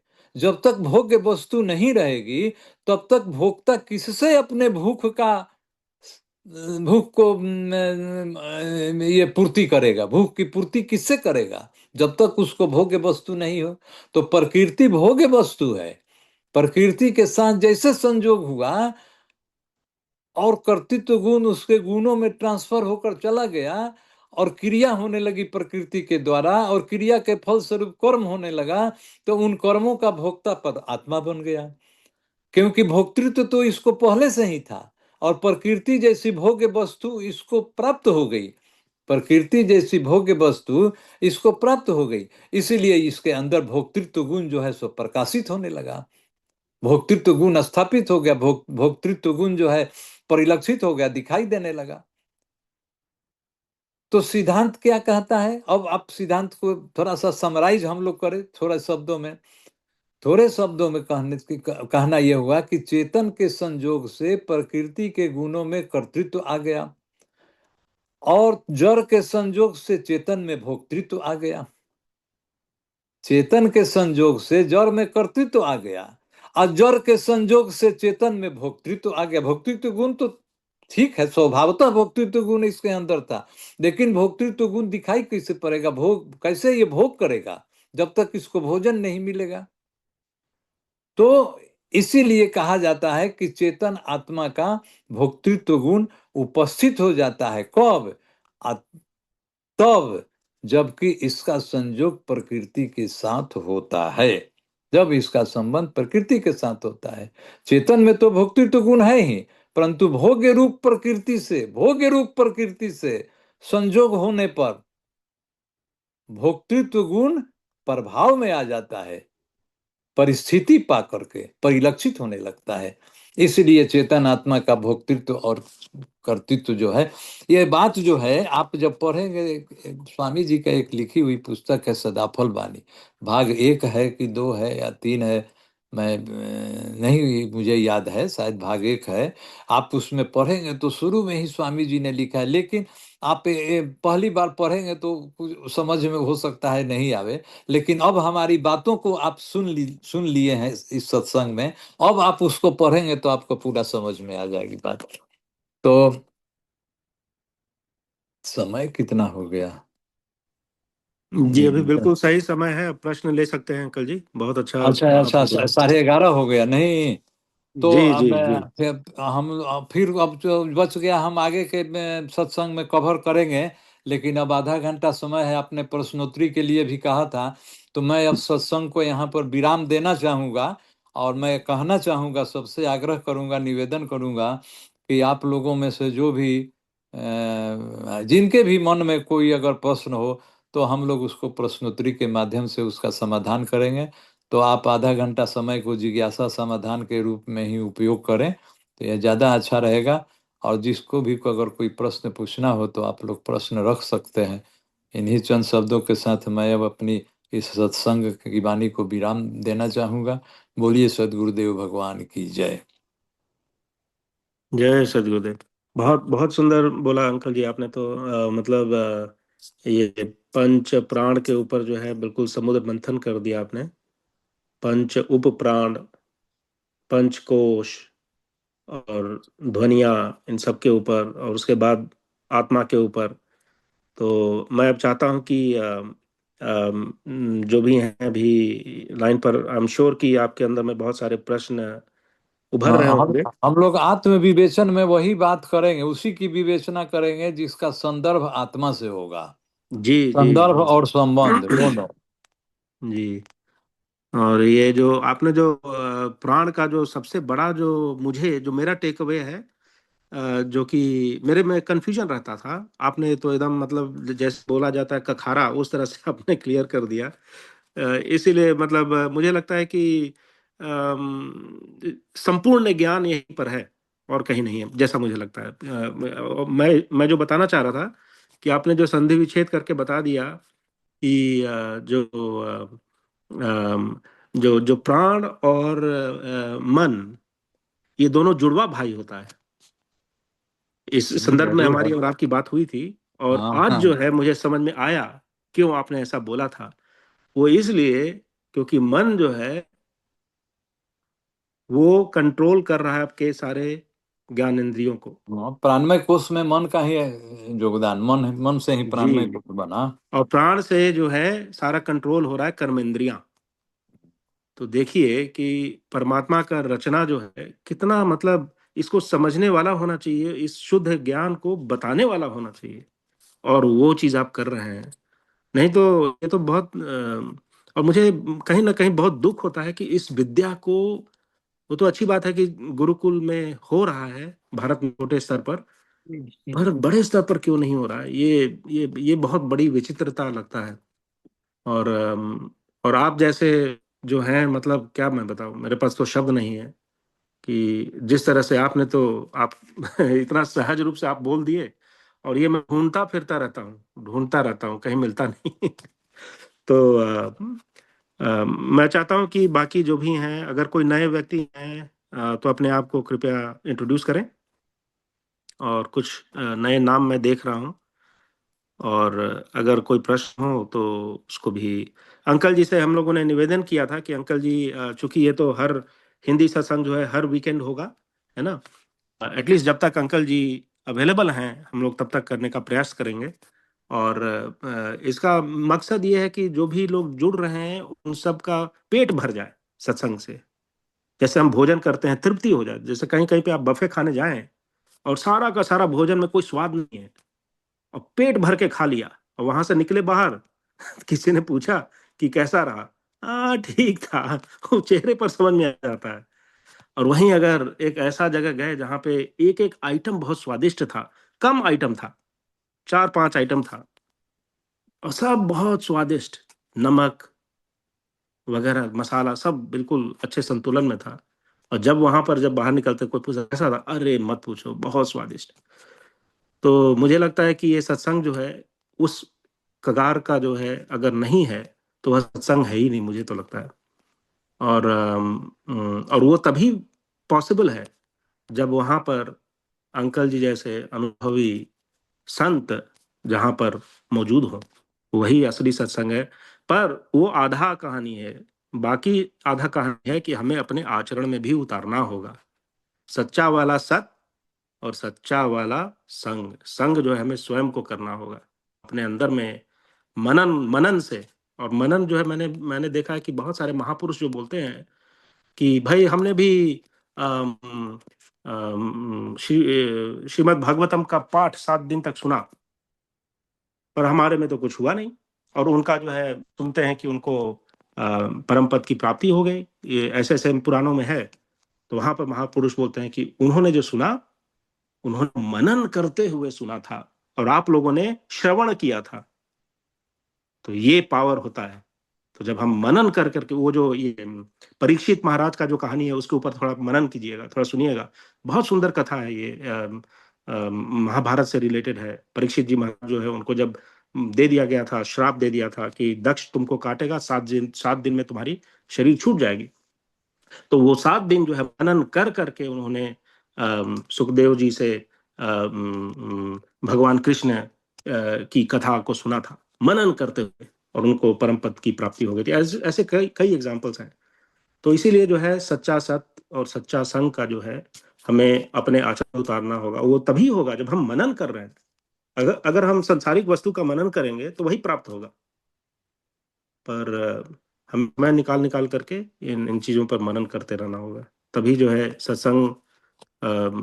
मुझे लगता है कि जैसे अंकल जी बता रहे थे कि स्वामी जी ने भी इसके ऊपर बहुत ज्यादा वर्ण लिखा है। तो ये तो किन्हीं के पास कोई प्रश्न हो तो कृपया आप कर सकते हैं। जय सद्गुरुदेव। मेरा एक प्रश्न है अंकल जी से। जो जैसे उपप्राण में अंकल जी ने कहा था कि 5 उपप्राण है, और लाइक नाग जो प्राण है वो हिकअप्स के लिए है, देवदत्त फॉर यॉर्निंग उसका वो करता है, कुर्म फॉर आईलिड्स, किरकिल for sneezing. On Dhananjay like I could not catch, Dhananjay का क्या है उसका लाइक यूज बॉडी में?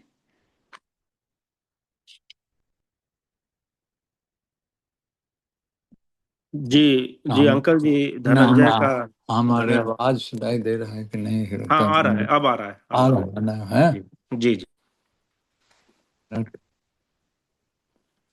आ रहा है। जी जी जी जी जी आ रहा है। जी। अच्छा, तो तो धनंजय का हमने बोला था वायु प्रसारण के लिए। तो ये इसके बारे में मुझे भी पहले संदेह होता था कि वायु प्रसारण ये क्या चीज है। वायु प्रसारण है कि मतलब हमारे शरीर, ये सारे शरीर की गति, छोटी छोटी गतिविधियां जो होती हैं ना, उसी से इनका संबंध है। तो वायु प्रसारण इसलिए कहा जाता है कि उपप्राण जो है वो हमारे शरीर में हमारा, देखिए आप इसको ऐसे समझिए कि कफ पित्त और वायु, यही 3 से ना बना है हमारा शरीर। आयुर्वेद में तो यही कहता है ना, कफ पित्त और वायु। तो वायु भी हमारे शरीर में चाहिए। तो वायु हमको लगता है कि ये प्राण के संदर्भ में भी उसका भी यही कहना होगा। तो ये सारे चीजों को प्रसारण करने में, यहाँ से वहाँ, मतलब कि ये कैसे, मतलब कि ट्रेवल करेगा प्राण। तो हमको लगता है इसी संदर्भ में ये वायु प्रसारण है। वायु प्रसारण माने उसको फैलाना, चारों, जब पूरे समस्त शरीर में उसको फैलाना। तो इसलिए इसका होगा इसी सेंस में हमको लगता है, जहां तक धनंजय का जो वायु प्रसारण जो कहता है। इसमें एक चीज मैं और आप लोग भी टिप्पणी कर आप सकता लोग हूँ। भी पढ़िएगा इसको। बहुत सा जी जगह में आपको ही मिल जाएगा ये वायु प्रसारण क्या करता है। वायु प्रसारण हमको लगता है कि इसी सेंस में वायु प्रसारण है कि वायु को साथ पूरे शरीर में फैलाना। धनंजय यस जी। सर। हम्म। ये जो ये उप सारी प्राण जो है शक्ति ये। है, ये सब प्राण उपप्राण जितने भी है ना, ये सब शक्तियां हैं, एनर्जी है। एनर्जी का स्मॉल फॉर्म है ये। इसी से तो काम होता है ना। एनर्जी से, एनर्जी तो कामें करने के लिए है, कार्य करने के लिए। Energy is the capacity of doing work, हम लोग कहते हैं ना। जय सद्गुरुदेव। जय सदगुरुदेव। मेरा जी एक थैंक जी यू प्रश्न अंकल है जी। अंकल जी। थैंक यू, बहुत ही डीप नॉलेज है ये। जैसे निरंजन जी ने बताया, ये वीडियो बार बार सुनना पड़ेगा टू अंडरस्टैंड डीपर नॉलेज। बहुत ही डीप सब्जेक्ट है ये। बहुत ही अच्छी तरह से आपने बताया अंकल जी। मेरा एक प्रश्न है, आपने 5 कोश बताया, जैसे अन्नमय कोश, प्राणमय कोश, मनोमय कोश, बुद्धिमय कोश, आनंदमय कोश। तो ये कुंडलिनी शक्ति जो है, ये कौन से कोश में नहीं है? नहीं, ये कुंडलनी शक्ति कोष के अंतर्गत नहीं है। वह तो एक प्राकृतिक शक्ति है ना, स्वामी जी तो कहते ही हैं कुंडलनी जो है एक प्राकृतिक शक्ति है, और उसके आत्मा के उत्थान में उसका योगदान है। हमारा जो 10th डोर है, उसी शक्ति से तो बंद है। उस शक्ति को जागृत करना पड़ता है। वो कोष के अंतर्गत उसका कोई चर्चा नहीं है। लेकिन स्वामी जी ने कहा कि कुंडलनी शक्ति तो एक प्राकृतिक शक्ति है, वो भी अनात्म में ही आएगा। आत्मा के उत्थान में उसका स्थान है। आत्मा कैसे मतलब कि आगे बढ़ेगी, तो आगे बढ़ने में वो मार्ग है एक, और क्या। हमारी समझ से तो यही लगता है। आप लोग भी चिंतन करिए। कुंडलिनी जो है चक्रों से रिलेटेड है, अजय जी, है ना? जैसा मुझे समझ, मेरी आवाज सुनाई दे रही है क्या? Yes yes yes. हाँ। और तो चक्र जो है वो नाड़ियों से संबंध है। तो कुछ सत्संग पहले जो है अंकल जी ने ब्रीफली मेंशन किया था कि शरीर में बहुत सारे नाड़ियां होती हैं, और जहां भी जैसे केबलिंग होता है, घर में इलेक्ट्रिकल वायरिंग होता है ना, तो जंक्शन बॉक्सेस होते हैं जहां पर हम स्विच करते हैं ऑन ऑफ वगैरह वगैरह, है ना?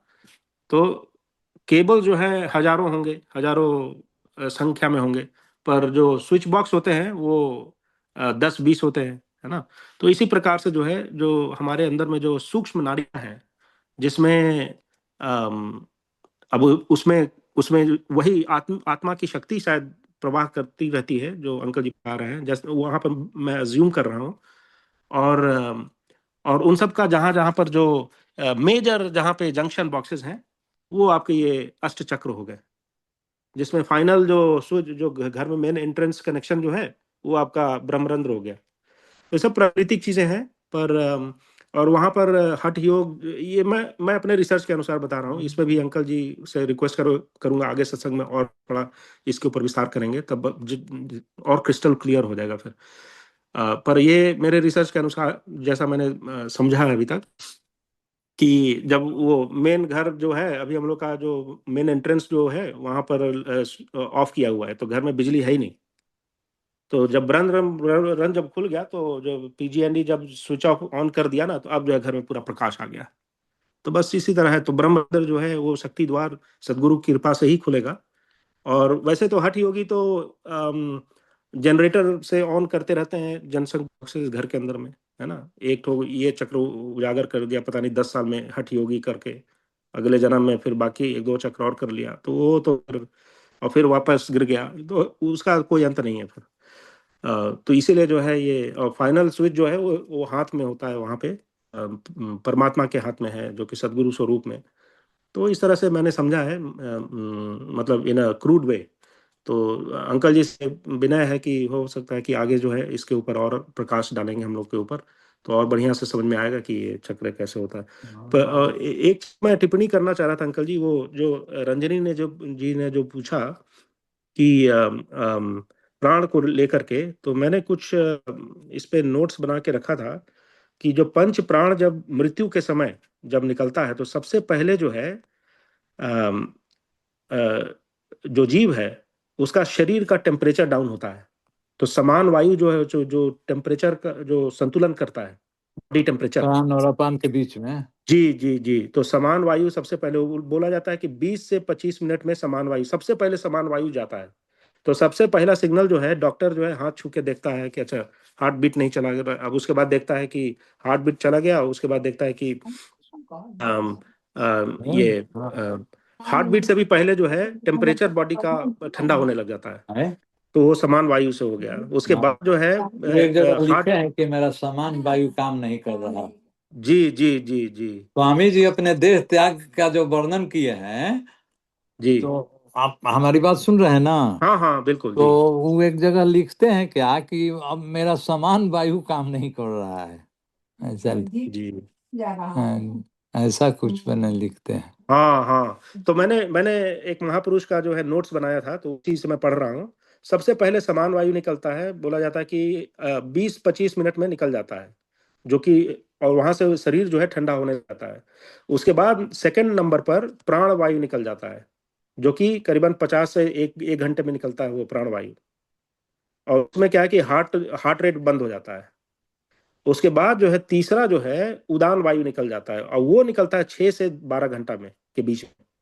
तो उदान वायु जो अंकल जी आपने इतना बढ़िया से बताया, जो कि उसकी विशेषता बहुत हाँ, अधिक है। उसकी वही विषय स्वामी जी ने भी लिखा है अपने। हाँ जी, क्योंकि सूक्ष्म शरीर जो है वहां पर से जबरदस्ती जिसको कि हम लोग मतलब पुराणों में बताया जाता है कि यमदूत आकर के मार मार करके निकाल देते हैं, मतलब सूक्ष्म शरीर को खींच लेते हैं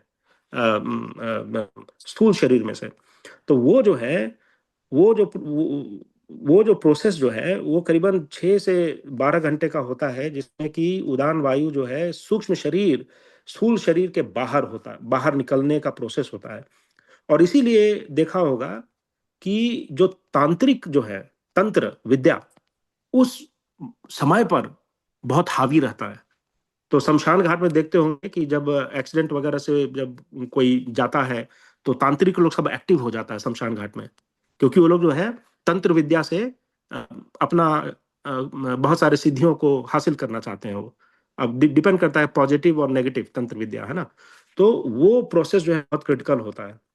और वो जो अम, जो अम, जो उड़ान वायु जो है वो 6 से 12 घंटा उन वृद्धा व्यक्ति के लिए है, जो एकदम सहज स्वरूप से जिनका शरीर छूट गया। तो 6 से 12 घंटे में जो है, तो तांत्रिक विद्या वहां पर की, वो तो जब तक उनकी शरीर शमशान घाट जाती है तो तांत्रिक ज्यादा कुछ कर नहीं सकते हैं।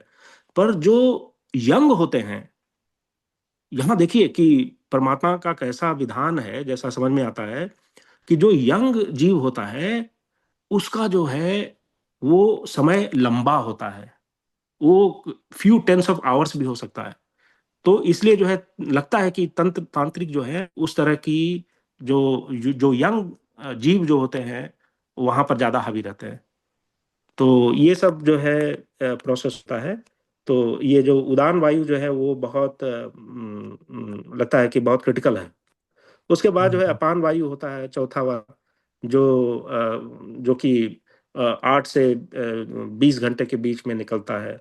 और सबसे लास्ट में जो है व्यान वायु जो है निकलता है। और वो बताते हैं कि व्यान वायु जो होता है, जो अंकल जी आप बता रहे थे कि जो व्याप्त है, जो कि रक्त हाँ और बहुत तरीके से वो व्याप्त है, वो लास्ट में निकलता है।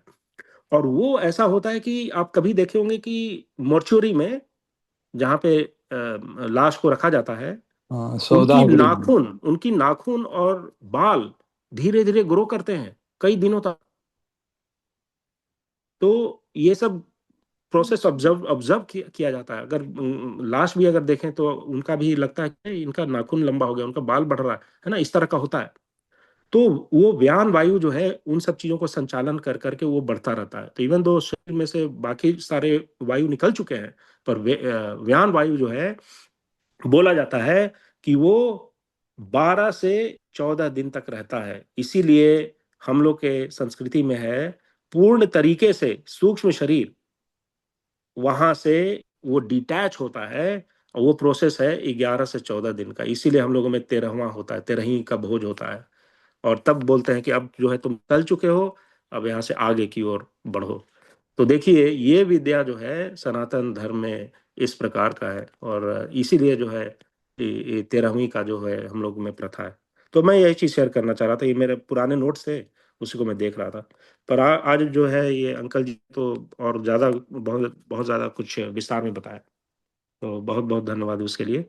अभी और हमारे पास समय है, और प्रश्न ले सकते हैं। मेरा जय सदगुरुदेव जी की। मेरा एक मैं अन्नू बोल रही हूँ वर्जीनिया से।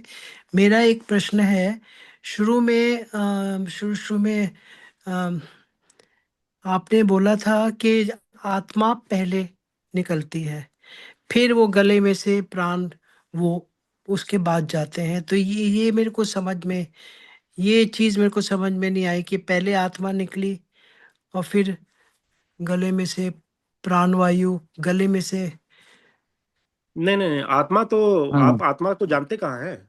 आपका जो निकलता है वो सूक्ष्म शरीर निकलता है, हाँ, वही मन। तो। हाँ। उसके साथ नहीं, निकल शरीर जाता है। शरीर स्थूल शरीर, आत्मा ने शरीर स्थूल शरीर को छोड़ा जब, तो उसके बाद आपने शुरू में कुछ कहा था सिंह साहब कि अम, गले में से जो प्राणवायु कौन सी, मेरे को ध्यान नहीं नहीं आया नहीं, गला क्या। कंठ में उदान वायु रहती हाँ, है। हाँ, हाँ। और उदान वायु जो है आत्मा को सूक्ष्म शरीर के साथ खींच करके अशुद्ध से अलग कर लेती है। अच्छा, हाँ, अच्छा। आत्मा के साथ ही वो काम करती है। साथ ही। आत्मा के साथ ही तो रहता है ना सारे शरीर है।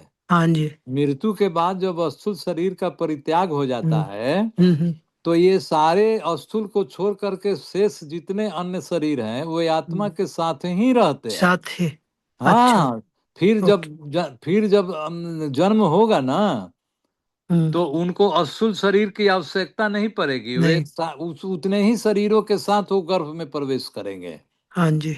और गर्भ में अस्थूल शरीर का निर्माण होगा। और वो ही आत्मा अपने साथ जो कर्म है, अपने कर्म है, वो आत्मा के साथ जाते हैं। वो तो लगा रहेगा। हम्म, हम्म। वो तो और में जो है सो पुनरअपि कर, जननम, हाँ, पुनरअपि हाँ, मरणम हम्म। चलता है, वो तो चक्कर चल रहा है अनंत जन्मों से हम लोग का जी। तो चलता रहेगा। ठीक है, धन्यवाद, धन्यवाद। पर ये मृत्यु का प्रोसेस जो है ना, ये बहुत कॉम्प्लेक्स होता है, तो वो हम लोग के सनातन कल्चर में जो है। इसीलिए हाँ। सुनिए, इसीलिए स्वामी जी जो स्वर वेद में जो उत्तरार्ध पोर्शन है, उसमें स्वामी जी एक लिखे हैं साधारण मृत्यु। एक थोड़ा सा 4 लाइन का है वो। हम्म, मृत्यु संबंधी साधारण, वो साधारण कारण, साधारण मृत्यु और जोगियों की मृत्यु में अंतर बताए हैं कि पशुवत 4 भाव रह टेका, ज्ञान धर्म नहीं रहत विवेका, पशुवत 4 भाव रह टेका। पशुवत 4 भाव माने बाकी जो 4 शरीर होते हैं ना, वे पशुओं की तरह दृढ़ होकर के स्थित रहते हैं। हम्म। हाँ, पशु की तरह, मैं जिस तरह से पशु को ज्ञान और विवेक कहाँ है, ज्ञान और विवेक नहीं रहता है ना पशु को। तो लिखते हैं स्वामी जी कि पशुवत 4 भाव रहते का, यानी पशु के समान ये चारों शरीर जो है उस रूप में दृढ़ होकर स्थित रहते हैं जब स्थूल को छोड़ देता है तो उसके पास ज्ञान विवेक नहीं रहता है। और उसकी तुलना की है, कंपेयर किए हैं स्वामी जी कि कैसे, किस तरह से, तो पशुओं की तरह। तो ये जो आपने ये बात बोली, ये तो थोड़ी भयानक लगती है कि यमदूत पीट पीट के ऐसे, तो ऐसे क्या नहीं सबको नहीं, आप ऐसा, पीटते हैं? नहीं नहीं, आप ऐसा नहीं मानिए। उन्होंने कह दिया, उन्होंने तो, अरे जो बहुत से ग्रंथों में किस किस रूप में अब में हाँ, लिखा रहता है, आप उसको हाँ, कहाँ तक ये करिएगा। लेकिन आप पर स्वामी जी बहुत के, पीड़ होता है। मृत्यु का समय बोला हाँ, जाता है कि जन्म हाँ, और मृत्यु हाँ। बहुत ज्यादा पीड़ादायी हम्म, होता है हाँ, जीव के मृत्यु भी बहुत चक्र दुखदायक में। है। बहुत हम्म, मृत्यु दुखदायक है। मृत्यु हाँ जो है बहुत दुखदायक है। स्वामी जी जी। ने लिखा है कि मृत्यु के समय में इतना कष्ट होता है कि जीव जो है वो हम्म, सारे कष्टों को याद उसको रहती है, उसके कारण हम्म। उसके मन में भय हो जाता है पुनः जन्म नहीं लेने की। उसी को तो अभिनिवेश कहते हैं। अच्छा। हाँ, उसी तो को अभिनिवेश कहते हैं। इसीलिए यहाँ पे मॉर्फिन देते हैं कि भाई कष्ट ना हो। हाँ। मृत्यु से भय, अभिनिवेश को कहते हैं मृत्यु से भय। हम्म। हम्म। नहीं, वो जो मॉर्फिन जो बता रही हैं उसे तो स्थूल शरीर को खाली नम्न करेगा ना, पर वो कष्ट जो है वो मानसिक होता है, बहुत ज्यादा पीड़ित। बहुत कष्ट होता वो है, तो जन्मत हाँ, मरत वो असह्य कोई दुख भी, होई, उसका कोई भी दवा नहीं है। रामचरितमानस में तुलसीदास हाँ, जी लिखे हुए हैं। कोई दवा नहीं है उसका। वो हर जीव को भोगना पड़ता है। इसी दुख को तो छुड़ाने के लिए सदगुरु से हम लोग सदगुरु, प्रार्थना हाँ। करते हैं। हाँ जी। इसीलिए क्यों चाहते हाँ हैं कि जन्म और मृत्यु नहीं हो। जी, इसीलिए महामृत्युंजय मंत्र जो है ना, महामृत्युंजय मंत्र में यही तो बताया गया ना कि हाँ हे जी। ईश्वर से हम प्रार्थना करते हैं कि हमारी मृत्यु बिल्कुल वैसी हो जैसे एक ककड़ी होता है जो अपने तने से निकल हम्म। जाता है, ऐसे छूने पर टन से निकल गया। हमारी हाँ, मृत्यु वैसी हाँ हो, जी। हाँ, इसकी विनती करते हैं। पर वो जो है जब तक हम जब पुरुषार्थ नहीं करेंगे, जब हाँ, विशेष हाँ, कर्म नहीं करेंगे, हाँ, किसी सदगुरु के शरण में नहीं जाएंगे, तो हाँ कैसे जी। होगा? वो संभव है। जी हमारे आचरण अगर शुद्ध नहीं होंगे, हाँ हाँ जी अगर हमारे आचरण गंदे हैं और हर दिन हम हाँ जा करके हाँ जी सदगुरु को गोड़ लग रहे हैं, हाँ हाँ है ना, तब तो या कुछ कोई तो यानी कि आप सदगुरु को मान ही नहीं रहे हैं। सदगुरु जी को समझना, हाँ ये जी नहीं कि उनको बहुत ज्यादा हमने उनको किसी चीज की जरूरत है उसको हमने पूर्ण कर दिया। अरे जो सच्चिदानंद स्वरूप अनंत ब्रह्मांडों का जो रचयिता, बंधनात् हाँ, उसको किस चीज की जरूरत होगी? वो तो त्र्यंबकम हाँ, सुगंधिम पुष्टिवर्णम जी जी जी उर्वारुकमिव जी। बंधनात् मृत्योर्मुक्षीयमामृतात्। उर्वारुक कहते हैं तरबूज को। उर्वारुक जी जी जी। जब तरबूज पक जाता है ना तो अपने डंठल से बिल्कुल अलग हो जाता है बिना प्रयास के। सुगंधिम पुष्टिवर्धनम तो उर्वारुकमिव बंधनात् मृत्योर्मुक्षीयमामृतात्। हाँ, जी वही खरबूजे की तरह मैंने हमको बिना प्रयास के हम अलग हो जाएं। हाँ जी इसकी प्रार्थना किया जाता है। बहुत नहीं, बहुत अच्छा अच्छा है लगा। कि आप लोगों ने इतना बड़ा जिज्ञासा जागरूक किया है। हम और कितने लकी हैं, मैं तो ये सोच रही हूँ कि जी कितने लकी हैं कि आप इतना, मतलब मैंने ऐसे सुना नहीं कभी। मतलब मेरे को ये लगता है कि कितना दुर्लभ है ऐसे सुनना इस तरह से। मैं बिल्कुल आपसे मिस्टर एमपी सहमत हूँ। सिंह। और ये स्वामी जी का प्रसाद समझिए। हाँ जी, ऐसा इसी ही को अनुभव साधु होता है, संगत बोलते हैं, यही ऐसे सत्संग ही होता है। लगता है या। जी जी। मतलब अंकल जी सोचिए कि इनका हाँ कोई जी संभावना नहीं था यूएस हाँ में आने का, है ना। हाँ जी हाँ जी और देखिए कुछ कुछ ऐसा विधान होता है सदगुरु का जो हाँ कि इनको यहाँ पे भेज दिया है, क्योंकि यहाँ पे बहुत सारे हम मतलब हम तो कई सालों से ये सत्संग चला रहे हैं हाँ और जी बहुत अच्छा ज्ञान हम लोग हमेशा डिस्कस करते हैं। हाँ हाँ पर जी एक जैसे जो सदगुरु के जो निकट में जो बैठ करके जो 40-50 साल से जिन्होंने हाँ विद्या अर्जन, जो ज्ञान अर्जन किया, अनुभव अर्जन किया है, यस। उसको आप कैसे, यंग लोग जो यहाँ पर हैं वो कैसे उसको नहीं कर कर या, सकते हैं? तो ये तो सदगुरु का बहुत बड़ा प्रसाद समझिए ना। बहुत बड़ा, और यस। इनका यहाँ पर होने का मतलब यहाँ पर भी प्रचार में काफी बल मिल रहा है। ये खास करके वेस्ट कोस्ट में अंकल जी या का जो है। अच्छा अच्छा, जी okay, thank you so much. जी। और भी किन्हीं के पास कोई प्रश्न हो तो कृपया कर सकते हैं।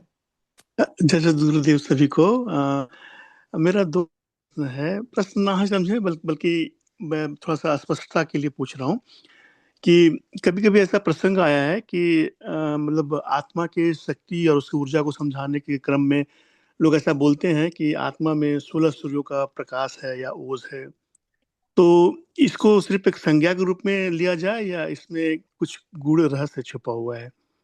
थोड़ा हाँ इसमें हाँ, है गुरु रहस्य है। ऐसा नहीं है कि जो सूरज आप देखते हैं ना जी तो वैसा सूरज है, लेकिन वैसा वो उपमा उपमेय कंपेयर करके बताया गया है कि 16 सूरज का जो प्रकाश और शक्ति है उतनी शक्ति आत्मा में, उतनी कलाएं हैं आत्मा में।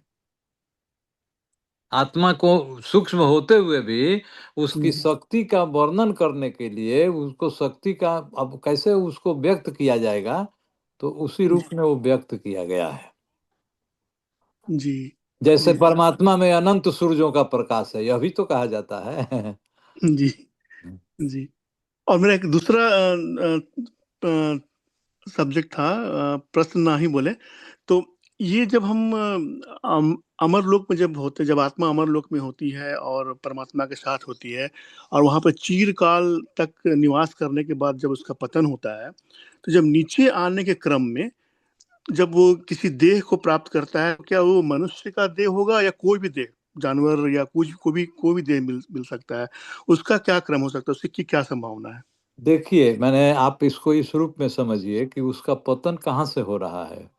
उसका पतन मुक्ति धाम से हो रहा है ना, अमरलोक से हो रहा है, मुक्तावस्था से हो रहा है। तो मुक्तावस्था में जो है उसके साथ तो कोई कर्म था नहीं। जी मुक्त अवस्था में कोई कर्म तो नहीं ना था, कोई प्रकृति का संबंध नहीं था, न उसके साथ कोई प्राकृतिक संस्कार थे। वह केवल एक गलती क्या किया कि अहम ब्रह्मास्मि का भाव उसके अंदर उत्पन्न हुआ और अहम ब्रह्मास्मि का भाव उत्पन्न होने से पतन हुआ। तो हम लोगों को ऐसा नहीं समझना चाहिए कि वह निम्न शरीर में चला गया। वह मनुष्य के शरीर में आता होगा। कैसे वो चला जाएगा? उसके साथ तो कोई कर्म था ही नहीं ना, क्योंकि वहाँ वो तो न कर्म था न उसको, वो तो संसार में आया।